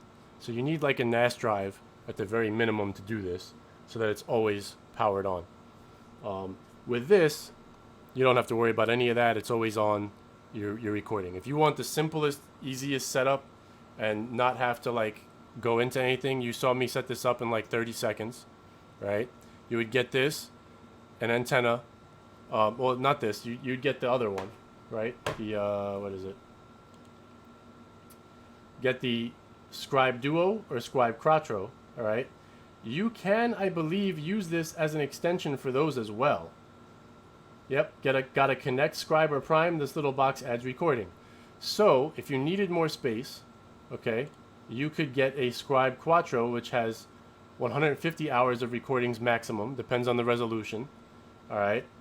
And one of these with an antenna, plug it in, pay $35 a year, you're done. and they both plug in just as easy as one another. You go to your myHDHomeRun.com. All right. Whoops, sorry, I didn't switch back. They're on me. Okay. It's here. All right. So you could get a Quattro if you just want antenna channels, or a Duo, which is $50 cheaper if you only want two tuners. But I would definitely go with the 4 tuners for $50 to have 2 more tuners, because you never know what's going to happen in the future, right? You could end up with more TVs. You could move somewhere else with extra rooms. Instead of, you don't have to buy a new device. You just take it with you. All right. So then this will give you up to 150 hours of recordings. But if you needed more recordings, you buy a Servio and also plug it in, just like I did. Plugging in the Quattro is exactly the same as the Servio, except you just have to connect your antenna. All right. If you have cable service and you want to cord shave, you get a Prime. But the Prime is not available yet. See, when you click on info, it says coming 2019, but it looks like it's the same size, and you just plug the cable card into that, and this gives you 6 tuners. So I'd wait for this one, as you know. So we're already more than halfway through 2019. I'd wait for this to release. Get this with 2 cable cards, or if you only need 6 tuners, 1 cable card. Cable cards are anywhere from $2 to $5 a month rental fee from your ISP. So you got to pay for a channel package, pay for your internet, and pay. The only equipment fee you pay for is the cable card. So you could definitely do that if you wanted to. That's what I do. But if you don't want to do that, you just go ahead and you get the, whoops, where is it? I got rid of the channel, I guess. I mean, I moved forward on this, that's why. You go ahead, if you just want antennas, you get a Quattro, or a Scribe. Basically, it's called a Scribe. You get a Scribe Duo or a Scribe Quattro, and all you're paying is for the device. It gives you a year of service as long as it's a Scribe. And if you bought a Servio for more storage, you get another year of service for free. So all you pay for is the device. The DVR comes with the device for at least a year for each device. You get a year for every device you buy. After the year's up, it's $35 a year. You just renew it. So all you're paying is $35 for an entire year. That is what? $3 a month? Something like that? If it was 10 months in a year, it would be $350. There's 12 months. It's about $3 a month. You get a 14-day guide plus DVR service. And you just buy the antenna. It's all one-time fees, except for the DVR service. Is the only thing you'd be paying for after you buy the equipment.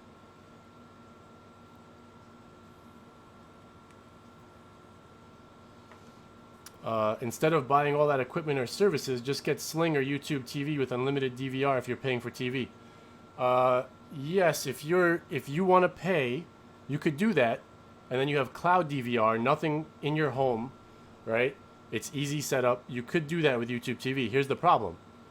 If you want to get all the channels on YouTube TV, like HBO and everything else, you wind up paying more than I pay Fios to have it. So check with your cable provider, because it's probably cheaper if you want the premiums. If you don't want the premiums, then YouTube TV or something like that is probably cheaper, and you won't have the equipment, but you're still stuck paying every single month. So long term, you're paying more money than just getting if you just want over-the-air channels and an IPTV service, this is your ultimate cheapest solution, because you're only paying $35 a year, so it's like $3 a month. But the packages may be cheaper depending on what you want, between stuff like YouTube TV or Sling TV versus your cable company. Depends what channels you want to pay for. I got all the channels because they give me a good deal with the. I get a savings on my service when I have all the channels plus the gigabit internet. So check with your provider, see what kind of deals they have first. See what that price is. Like I said, your cable card, if you're getting a Prime, is anywhere from $2 a month to $5. Like Fios charges me $4.99 a month. I think Comcast is $2.99 a month. Different providers charge different amounts.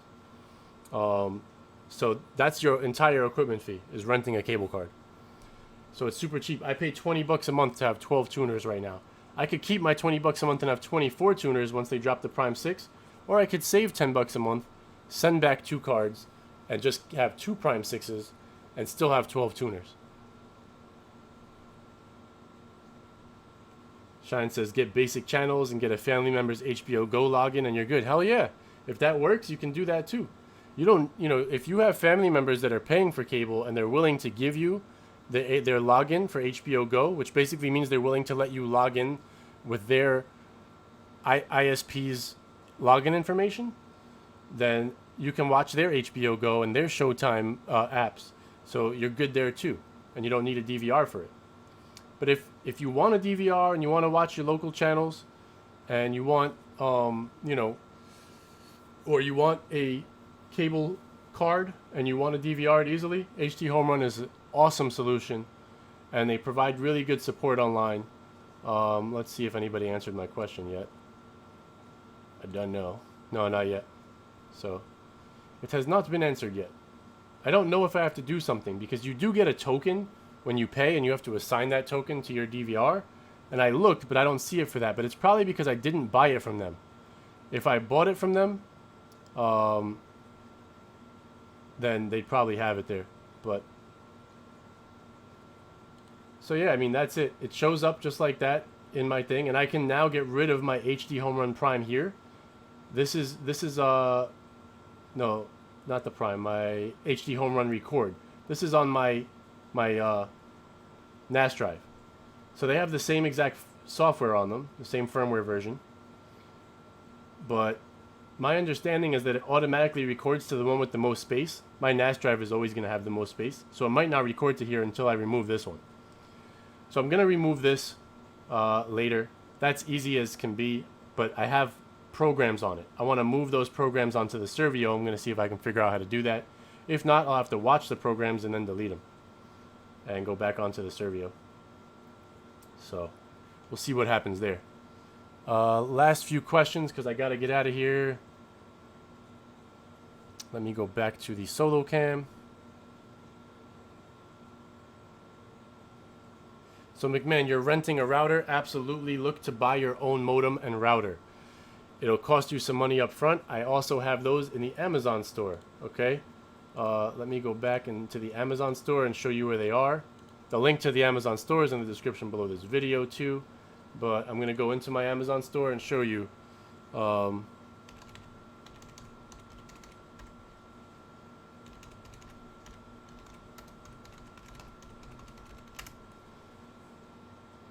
when you buy stuff from this store, guys, you're buying directly from Amazon. There's no difference. They just send me a couple bucks or a couple cents depending on what you buy. So it helps me out and it costs you guys nothing. So whatever you can get from the store or from my Amazon links, please do. It is greatly appreciated. Let me go to here. So here's cable modems, all right? And here's wireless routers. We went through that, and mesh Wi-Fi systems. I was answering somebody's question about that earlier and got sidetracked. Somebody was asking what to get. My recommendations are all here. If you want a single wireless router, they're in here. And there's descriptions for everything. When you click on it, okay, and it opens up, I had like best Nighthawk router overall, excellent wired and wireless throughput. This is my #1 choice for a single non-mesh installation. So that's the X4S. And that's because of the price, right? This one technically has better specs, but remember, I always tell you guys, you can't use that speed. There's no clients that take access to this Wi-Fi speed. Up to 5,334 megabits per second. Why? You can't use that. It's overkill, and it's more than twice as much, or basically twice as much almost, as this Netgear. So that's why this is my #1 recommendation, even though this has better specs. Here's another one from Netgear, another one from Netgear, and another one from Netgear. All right. And if we look at the mesh systems in here, I have Google Wi-Fi, which is down to 240. A single Google Wi-Fi puck. This is 3 pucks for 240. This is 1. And here's the Netgear Orbi Ultra. All right, for 289. You only get 2 with that. These are faster than the Google Wi-Fi, but they're big. For some reason, they remind me of something that belongs in a bathroom. I don't know why. They have the capability of faster Wi-Fi speed. However, that speed is not really available to the clients yet. So you're going to get similar speed on Google Wi-Fi. This might be slightly faster on wireless. Maybe you'll get a little more, but it's slight. But this has a more expandable system, and it comes out way cheaper when you expand with it. So this is my #1 recommendation for that, and that's what I use. One of them plugs in just like your standard router. The rest of them can plug just into the wall, and they bounce the wireless signals across each other, and then you can plug devices directly into all of them. Or you can hardwire them, and they will use the Ethernet as the backhaul, so that, like, I have one in my bedroom that's all the way at the back of my house. That's hardwired, and my router is down here. Okay, so it's hardwired from here through my big switch that I showed earlier. Upstairs, I have one route going upstairs. Actually, no, it's hardwired upstairs in my living room, and then I have one using the coaxial wires. If you have coax wires in your house, that's where these Mocha adapters come in handy. All right, so I got a 2-pack. You guys might have seen this plugged in right above my Netgear switch. So this plugs in with coaxial, and if you have coax running through your house already for cable boxes that you're no longer using, you can turn that coaxial into internet. And then on the back of this device, it comes out of it as Ethernet. Okay? And you plug that into a switch, and you have a bunch of ports. So you can hardwire your extra pucks from Google Wi-Fi in that way too. There's all kinds of ways to hardwire it, and the rooms that you can't hardwire, you can just put them in wireless.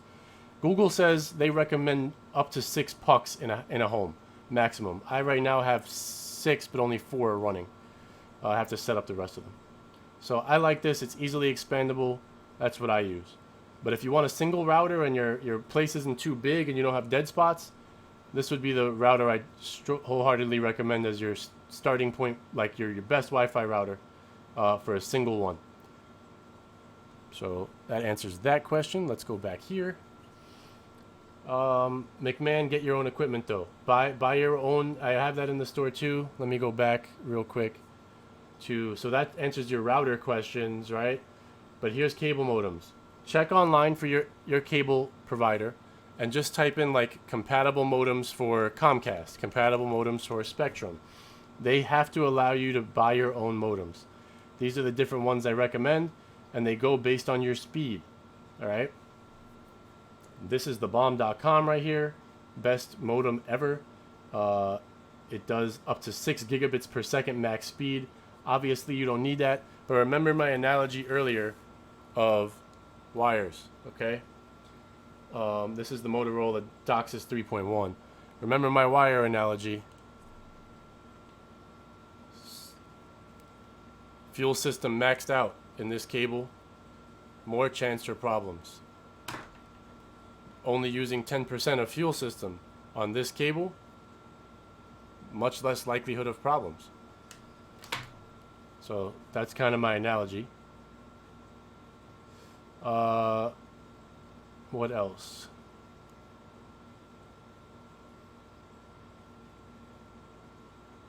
And yes, you can buy those, and you will no longer have to pay the equipment fees to your cable provider. If you have cable with them, McMahon, as well, they're charging you to rent boxes every month. I explained the story in my last HDHomeRun video that I had 7 Fios boxes, 2 of them were DVRs, with taxes included on everything, and I was using their router, modem/router combo. That was $10 a month too initially. I was, with taxes and everything, was about $165 in equipment fees per month. Okay, so think about this being $150. This is 1 month of my equipment fee is gone. I paid like $125 per Prime. That's $500. If it cost me $165 a month in equipment fees that I'm no longer paying, well, I pay $20 for my cable card, so I'm saving. Let's just call it $150 for the sake of ease, right? $125 a month for those.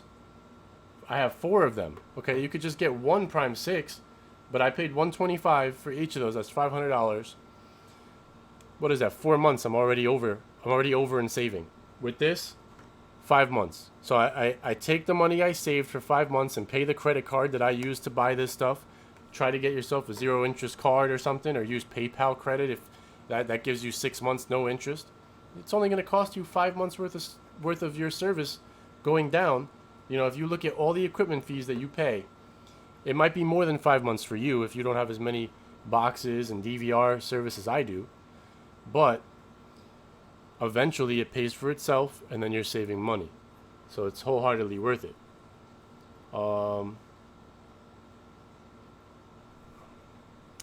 Are you asking me how much I pay for Fios, all channels, and premium 1 gig internet? Is that what you're asking me at that time? My bill on Fios for all channels, plus my $20 fee for my cable cards, which is my only equipment fee, and 1 gig up and down, with taxes and everything, right? Without the cable cards, it would be $110 a month with no taxes, before taxes. With the cable cards, it goes up to $130, and with taxes, it's something like $150 something, close to $160 a month. But I split that bill with my sister, so we pay like $80 a month. It's, you know, 80 to 90 a month, something like that. If I have to get a tech to come out, they charge me for that, and that gets spread out over some bills. But if everything was all good, it's like 80, say 85 a piece split, you know. Say it's 170 a month. And that's with every channel. I wouldn't pay that myself. My sister just doesn't like IPTV enough, doesn't trust it enough to totally cut the cord. So this was my compromise with her. That's cool. We'll split the cable bill. One cable runs through the whole house, because we have 2 separate apartments in the house. But we just told Fios we own the house together. It's a 2-family house, but now we're making it a 1-family house because we're related. So cable 1 Fios runs through my basement, 1st floor, 2nd floor. And we just split the bill. And if somebody ever ends up living in my basement, they can pay for part of the bill too and share. I got enough tuners with my HDHomeRun, we're good to go.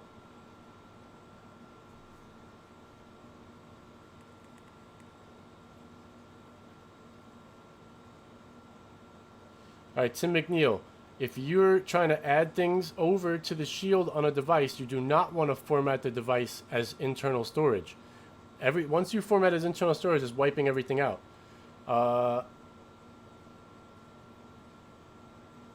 You need to make sure that you mount that device as external storage, the new drive, and then copy over, and you should be okay.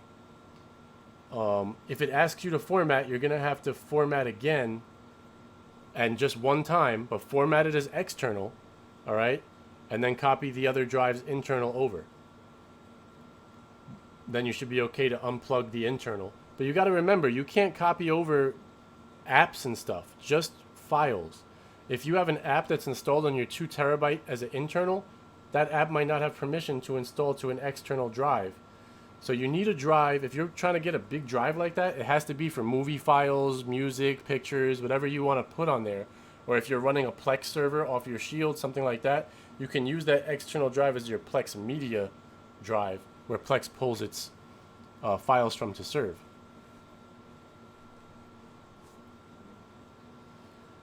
What else? What's up, Serena?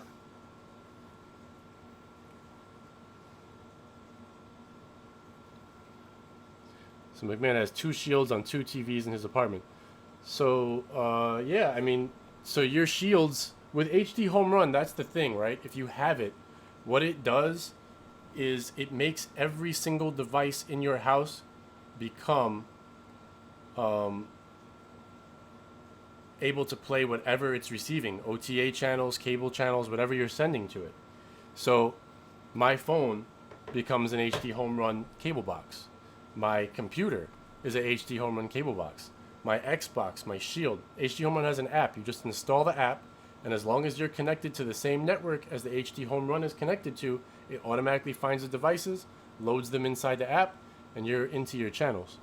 So everything in your house that is able to install an app, and aside from that, your Windows PCs, your Mac computers, your Apple TVs, your NVIDIA Shield, everything is now a cable box. So that's really cool, and I like that. You know, so that's one of the big pluses of it, and it's super easy, just pulls it in. Russell die. What was the question? What was question again? What was your question, Russell, you mean? How much am I charging for the basement? My end hope, honestly, for the basement because my stepson is working now, and I think he's about to get a full-time position where he's at. And he's a doorman actually in the building we used to live in before we bought the house, which is really cool. So like the people know him.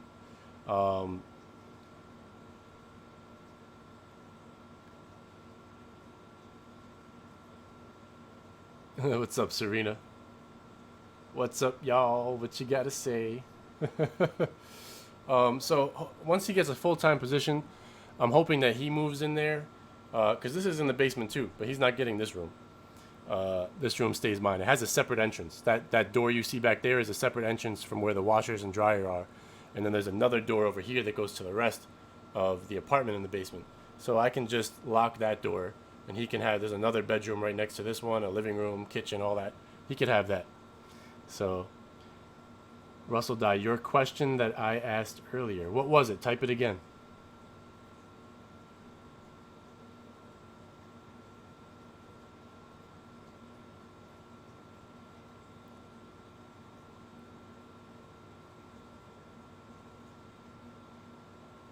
Oh, asking me about, is it about the, I'm scrolling up now, the interface of the HDHomeRun update?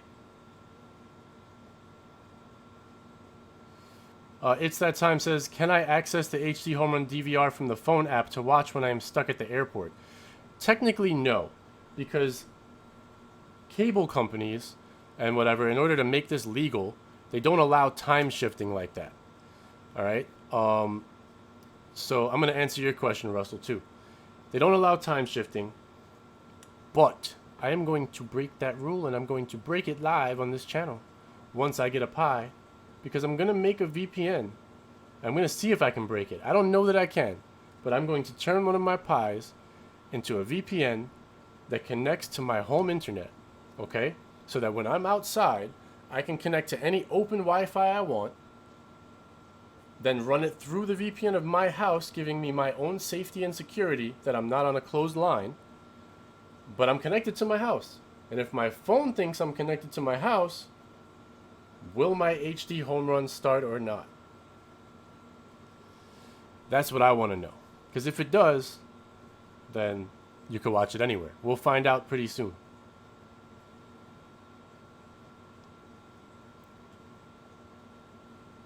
So McMahon's in Texas. He's saying the homes are set up in the north.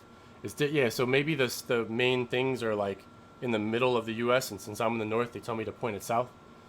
So I think that will work, though. I do think that that putting the VPN on my phone will work. As far as the new update, I like the interface. It's That Time, right? No, Russell. I like the interface look of it better, but it's slower right now. They know it's slower. They're working on it. So that should hopefully resolve itself with future updates. Like when on my Xbox, it's painfully slow. When I press down, right, on my remote to bring up the guide, it takes maybe, sorry, my camera decided to want to start freezing. It takes maybe, I don't know, like 10 to 12 seconds before the guide pops up. On the Shield, it's not that long. The Shield is tolerable, but it's still slower than it was with the previous guide version. But they know and they're working on it, so I don't worry about that. It's like, it is what it is. If it takes me 10 seconds to pull up the guide on my Xbox, I'll live.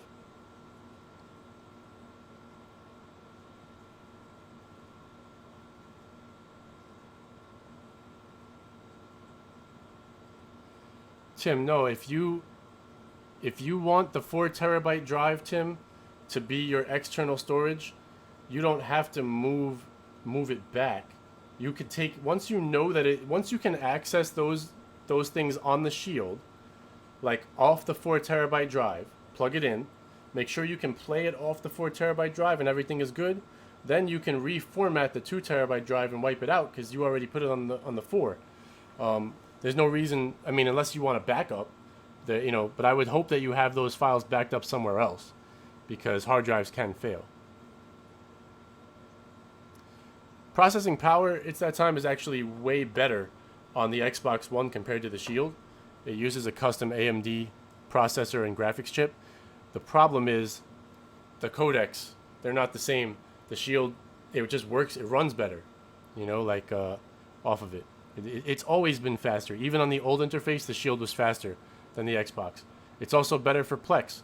The Shield does not need to transcode certain things that my Xbox does, even on my own network. So even though the Xbox is technically more powerful, the Shield just has better compatibility with different file types. And for whatever reason, with the UI too, it's faster with the new UI. So I'm sure they'll get it down because they know that it's a problem across the board and it'll be fine. They've already updated like 3 times since the new UI came out, like small updates behind the scenes.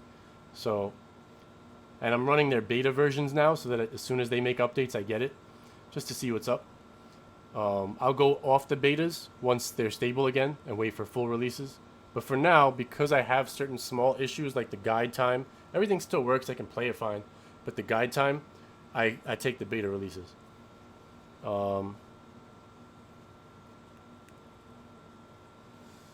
Yeah, Aaron says you should be able to theoretically do that. I really think you should. And Shine asked me something about Google Stadia earlier, about the negative press, right? I think it was you, wasn't it, Shine? I'm trying to scroll back. I remember that's the last thing I'll touch on now. It's a totally separate topic, but Google Stadia is a new gaming system coming out from Google. All right. I'm getting it. I already pre-ordered it, and I'm gonna be gaming on my gaming channel with it, but I'll still be gaming on the Xbox and gaming on everything else as well. But I like the idea of what Stadia is doing, personally, whereas because it's all cloud gaming, all right, the gaming industry has a cloud problem. Like not the industry, the gamers in general. They bitch and moan like there's no tomorrow. You can just go on YouTube and type in Google Stadia. I'll do it right now, just so you can see. It's ridiculous, right? Web and cam. Let's go over here. If I go to youtube.com and type in Google Stadia, okay?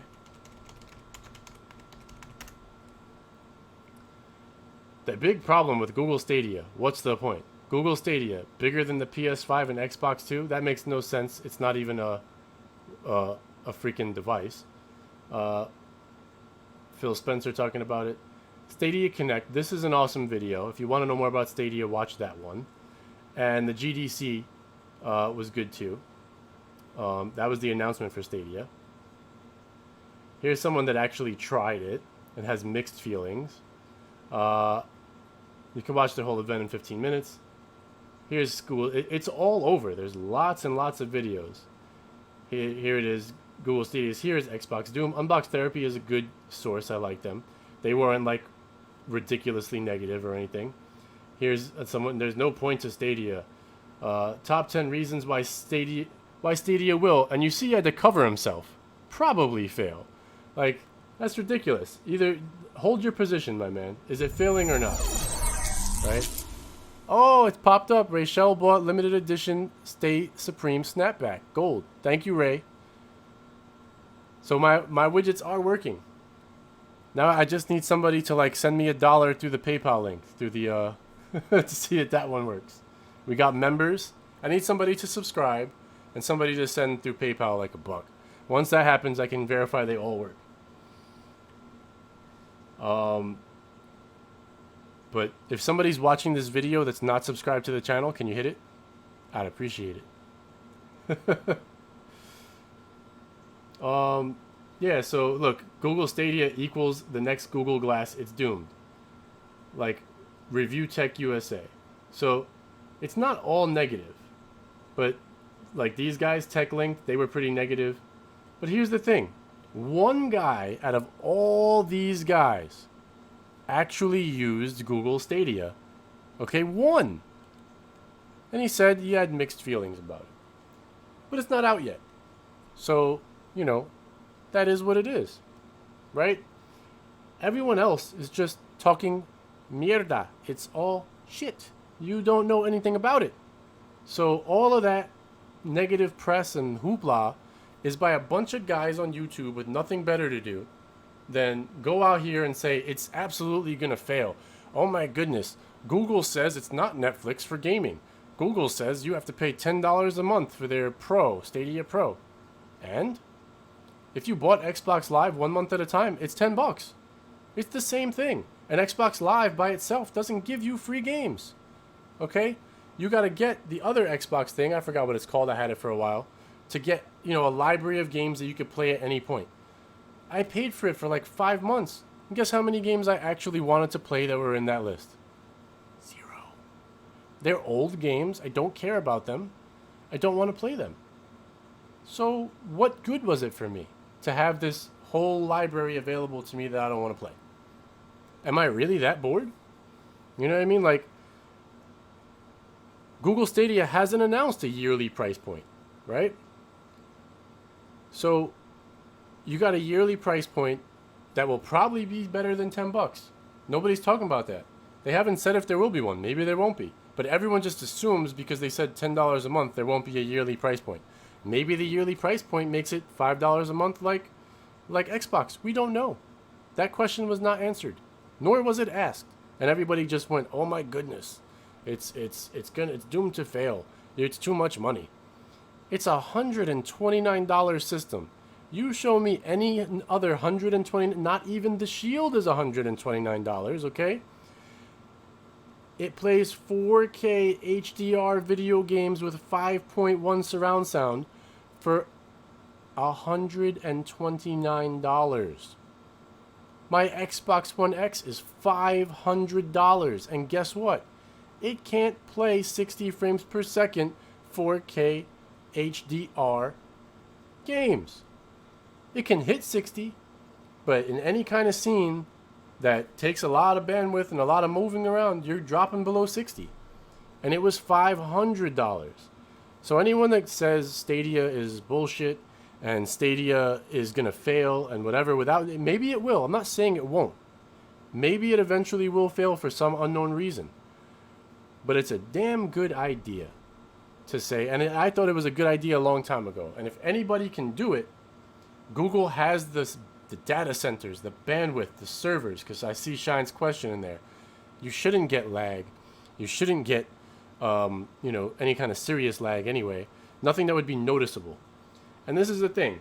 If I was playing, let's say, Call of Duty on my Xbox, I'm still connecting to Xbox's server. All right? I still got to go through that. That's what Xbox Live is for. So everything I do online, my controller, when I press the button, is still registering somewhere. It may not be exactly the way Google's does, because Google bounces it forward and back. But there's latency in every controller. And if Google has very low latency, look, you're holding this. It's wireless. I got latency to my Xbox. And then my Xbox has to transmit that to the internet. Where whoever's hosting that game, wherever that server is, has to get my A-press. Has to get my gunshot. It has to get all that anyway. So, how big of a difference is it really? I don't know. But I'm willing to spend $129 to find out. Because if it works, and if it's really good, it's a great investment at $129. And you can play it everywhere. You can leave the house, play it on your phone. Go to your friend's house, play it over there. You can play it on your Shield. Play it on any computer with a browser. That means it's compatible on Macs, it's compatible on Windows, it's compatible on Chromebooks. I can play 60 FPS games on Chromebooks. So the idea behind it is very smart. And I was all in when they made the Xbox One and they were going to do family sharing and all that. And all the gamers made this uproar about not being able, I can't have my digital discs. You guys are so dumb. What do you want your disc for? Right? Seriously. So you can sell it to GameStop for $7? Get over it. Those days are over. Stop. You can I would rather not get my $7 back from GameStop than have to go there, spend gas money to get there on the day a game comes out that I really want to play, wait on a line with a bunch of other people to get that game, pay full price for the game anyway, right? Come home, everybody that downloaded it's already playing. Now I gotta sit there, put the game in my drive. The game has to install onto my drive. Everyone's playing for hours already, okay? because you had to have a physical disc. Everyone's playing Call of Duty for hours. All your friends are in parties. They're all full. You get in. Now you're playing by yourself. All right? Because your first experience, all excited to play your new Call of Duty game, all by yourself. Because all your friends on Xbox are already in a party because they were the smart ones that downloaded it digitally. All right? So they digitally downloaded it.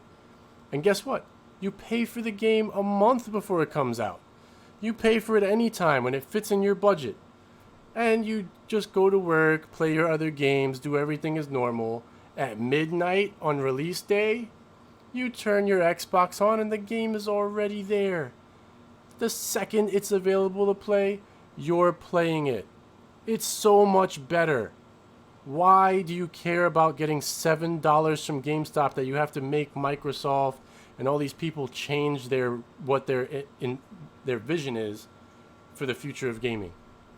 To get your I mean, seriously, I think about the gas money you spent, the time you spent to get to GameStop to buy the game, then to go back and return it and get it back on a little credit. Now you're sitting there in the store again with your little tiny $7 credit going, what can I buy now? Maybe there's a used copy of another game and I can save another $5. And then you buy that used copy of that game.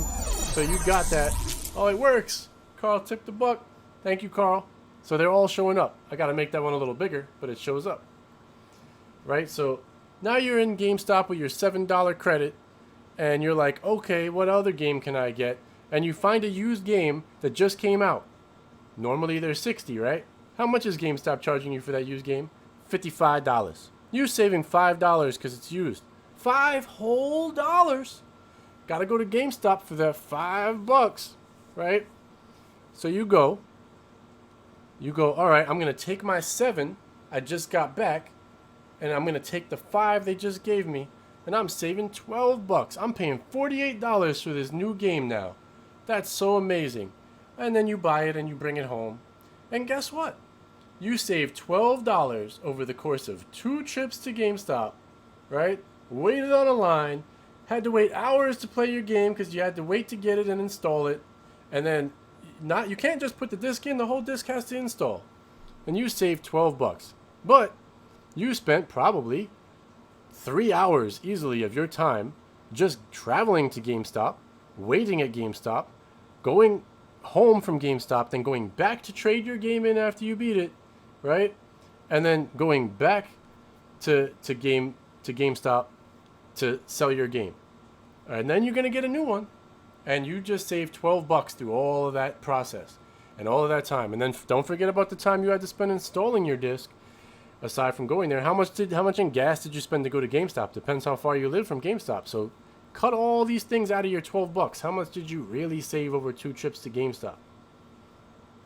I don't know. $7, $8. I drive a car that takes E85. The gas goes quick.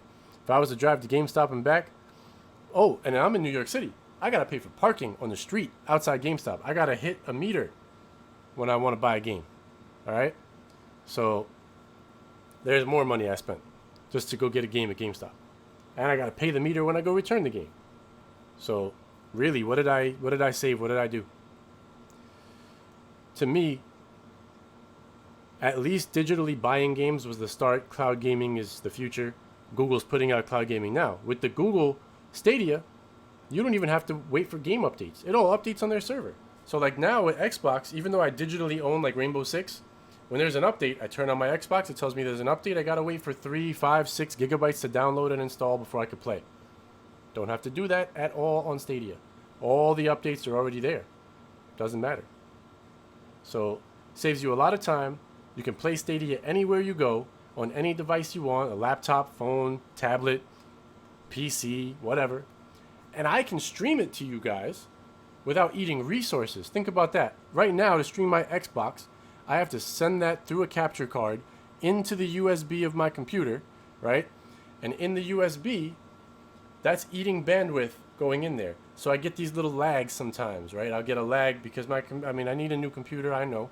But my computer ain't that old and it's still good enough. It handles most of the stuff I want to do. But I'm using up bandwidth. With Google, to play Stadia, I just open Chrome. And I capture the window. and I put it right here in my software, and I'm playing. And you guys can join me playing by clicking a button on YouTube. You can just go get in a queue and you're in a line to play in my game with me. So there's a lot of really cool aspects of Stadia. The question is, will the gamers get over their stigma of not actually owning their game? I haven't owned any of my games since Xbox One came out. I have not bought a single disc. I've downloaded every game I've paid for. I don't care. Like, what am I getting back from it from GameStop? If I had all those discs and I brought them all back since Xbox One first came out, maybe I get $50. Maybe, and I'm being generous. $50. That's years of games. Less than it cost me for one game that I bought. So, fuck GameStop. GameStop's full of shit. Like, it's a pointless system at this point. It really is. GameStop's good for, like, used peripherals, maybe. Like, you need a used controller? Cool. You need a used system? Cool. The games at GameStop is like, eh.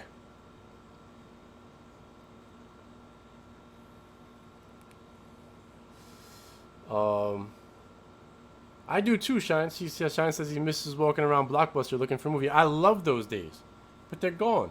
So I gotta just live with that. You know what I mean?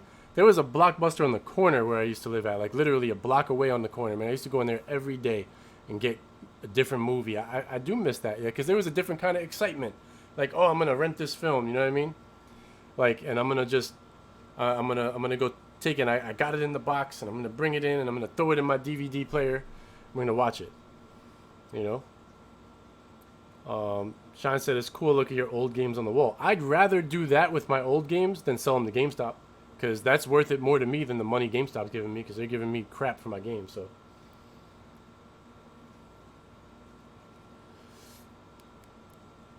but yeah, I mean, people are married to this idea that you must physically have your game. But if you're a PC gamer, when's the last time you physically bought a game from Steam?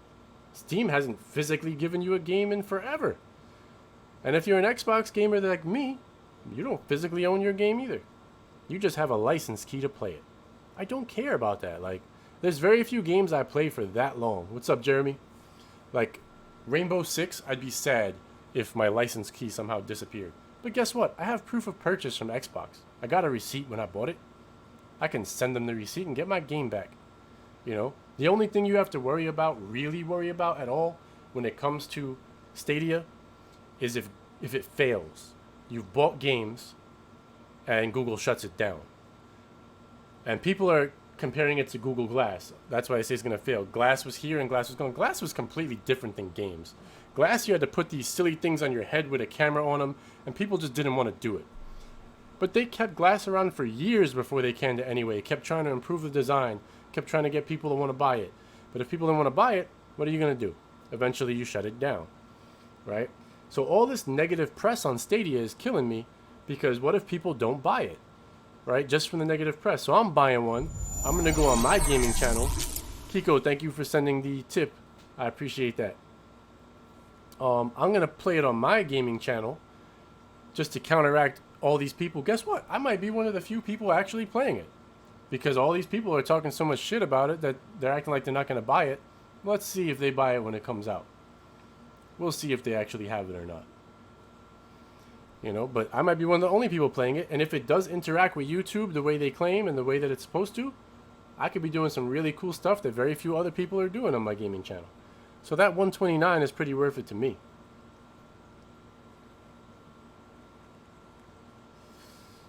So that's my take on it, Shine. I gotta go to work, guys. It's almost 3 o'clock, so I gotta get in there and get out. It has been great chit-chatting with you guys. I will probably be on tonight to do some premiumized giveaways, so hit that bell on the main page of the channel so you know when I'm on. If you want some premiumized, come see me later. Oh, that reminds me. McMahon says he likes my mic hanging there. Thank you, McMahon. That reminds me. I'm just going to do it because I really want to get rid of... I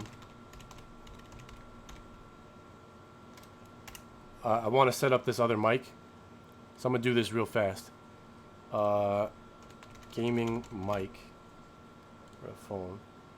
It is this one, the HyperX. This had really great reviews. Mr. Butler, thank you for the super chat. It is greatly appreciated. I'm going to use some of that to get this right here. This has its own stand on the desk, and it has the separation channels, and it's got some great reviews. And I like that it lights up red, because I got a lot of red on the channel now. So, Quadcast plus RGB. Oh, they're trying to give you mouse and keyboard. That's pretty cool. And the headphones, but I don't need all that. I just want this because it's for casting to you guys. So, I am going to add that to my cart. Oh, it's in stock on August 19th. That sucks. So they're sold out. But whatever. I'm going to keep it in my cart and order it eventually. So I should be able to put that mic right in front of my face and sound even better while the ACs are running. Oh, my coins are going everywhere. Let me see if it lets me change the jar while I'm live. You guys can help me pick a jar real quick. Got the tall glass. Right, you see the tall glass? That's harder for things to pop out of. This is like the beer mug, right? But I think I have to move that one over. But I felt like the beer mug was harder to see for some reason. Oh, that almost bounced out anyway. Christmas time, they got a stocking. That's pretty cool. Then they got this one, which is like a taller goblet type glass. They got the real fancy wine glass. Is that the one I was using? I think it is. No, I was using the tall martini glass.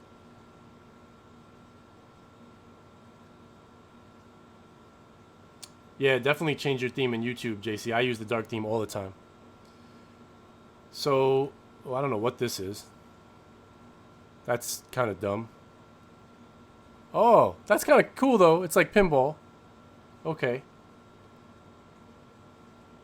Mr. Butler said use the cognac glass. That's what that is good for. It's a cognac glass. That's true. So beer, I'm down to cognac glass, right? This one? Or the actual beer mug? What y'all think?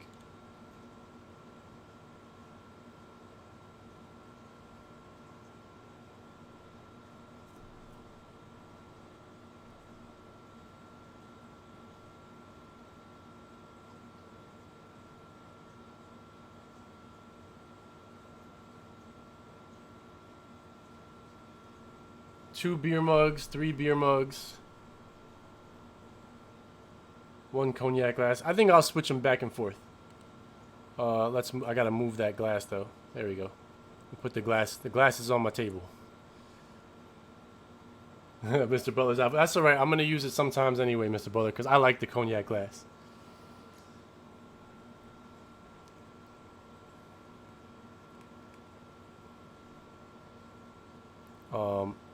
I'm going to try to roll these credits as I go out. I hope it works. It's my first time.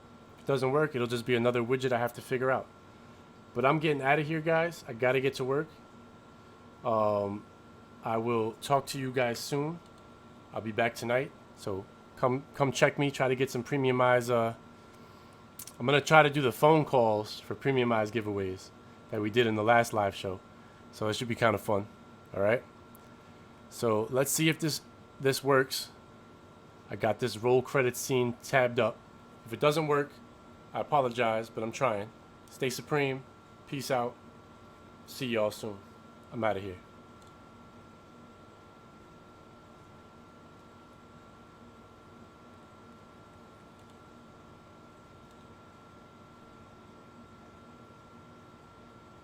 And it's not working. Of course it doesn't. So here you go. I'll get it next time. Stream is ending, guys. Talk to y'all later. Stay supreme.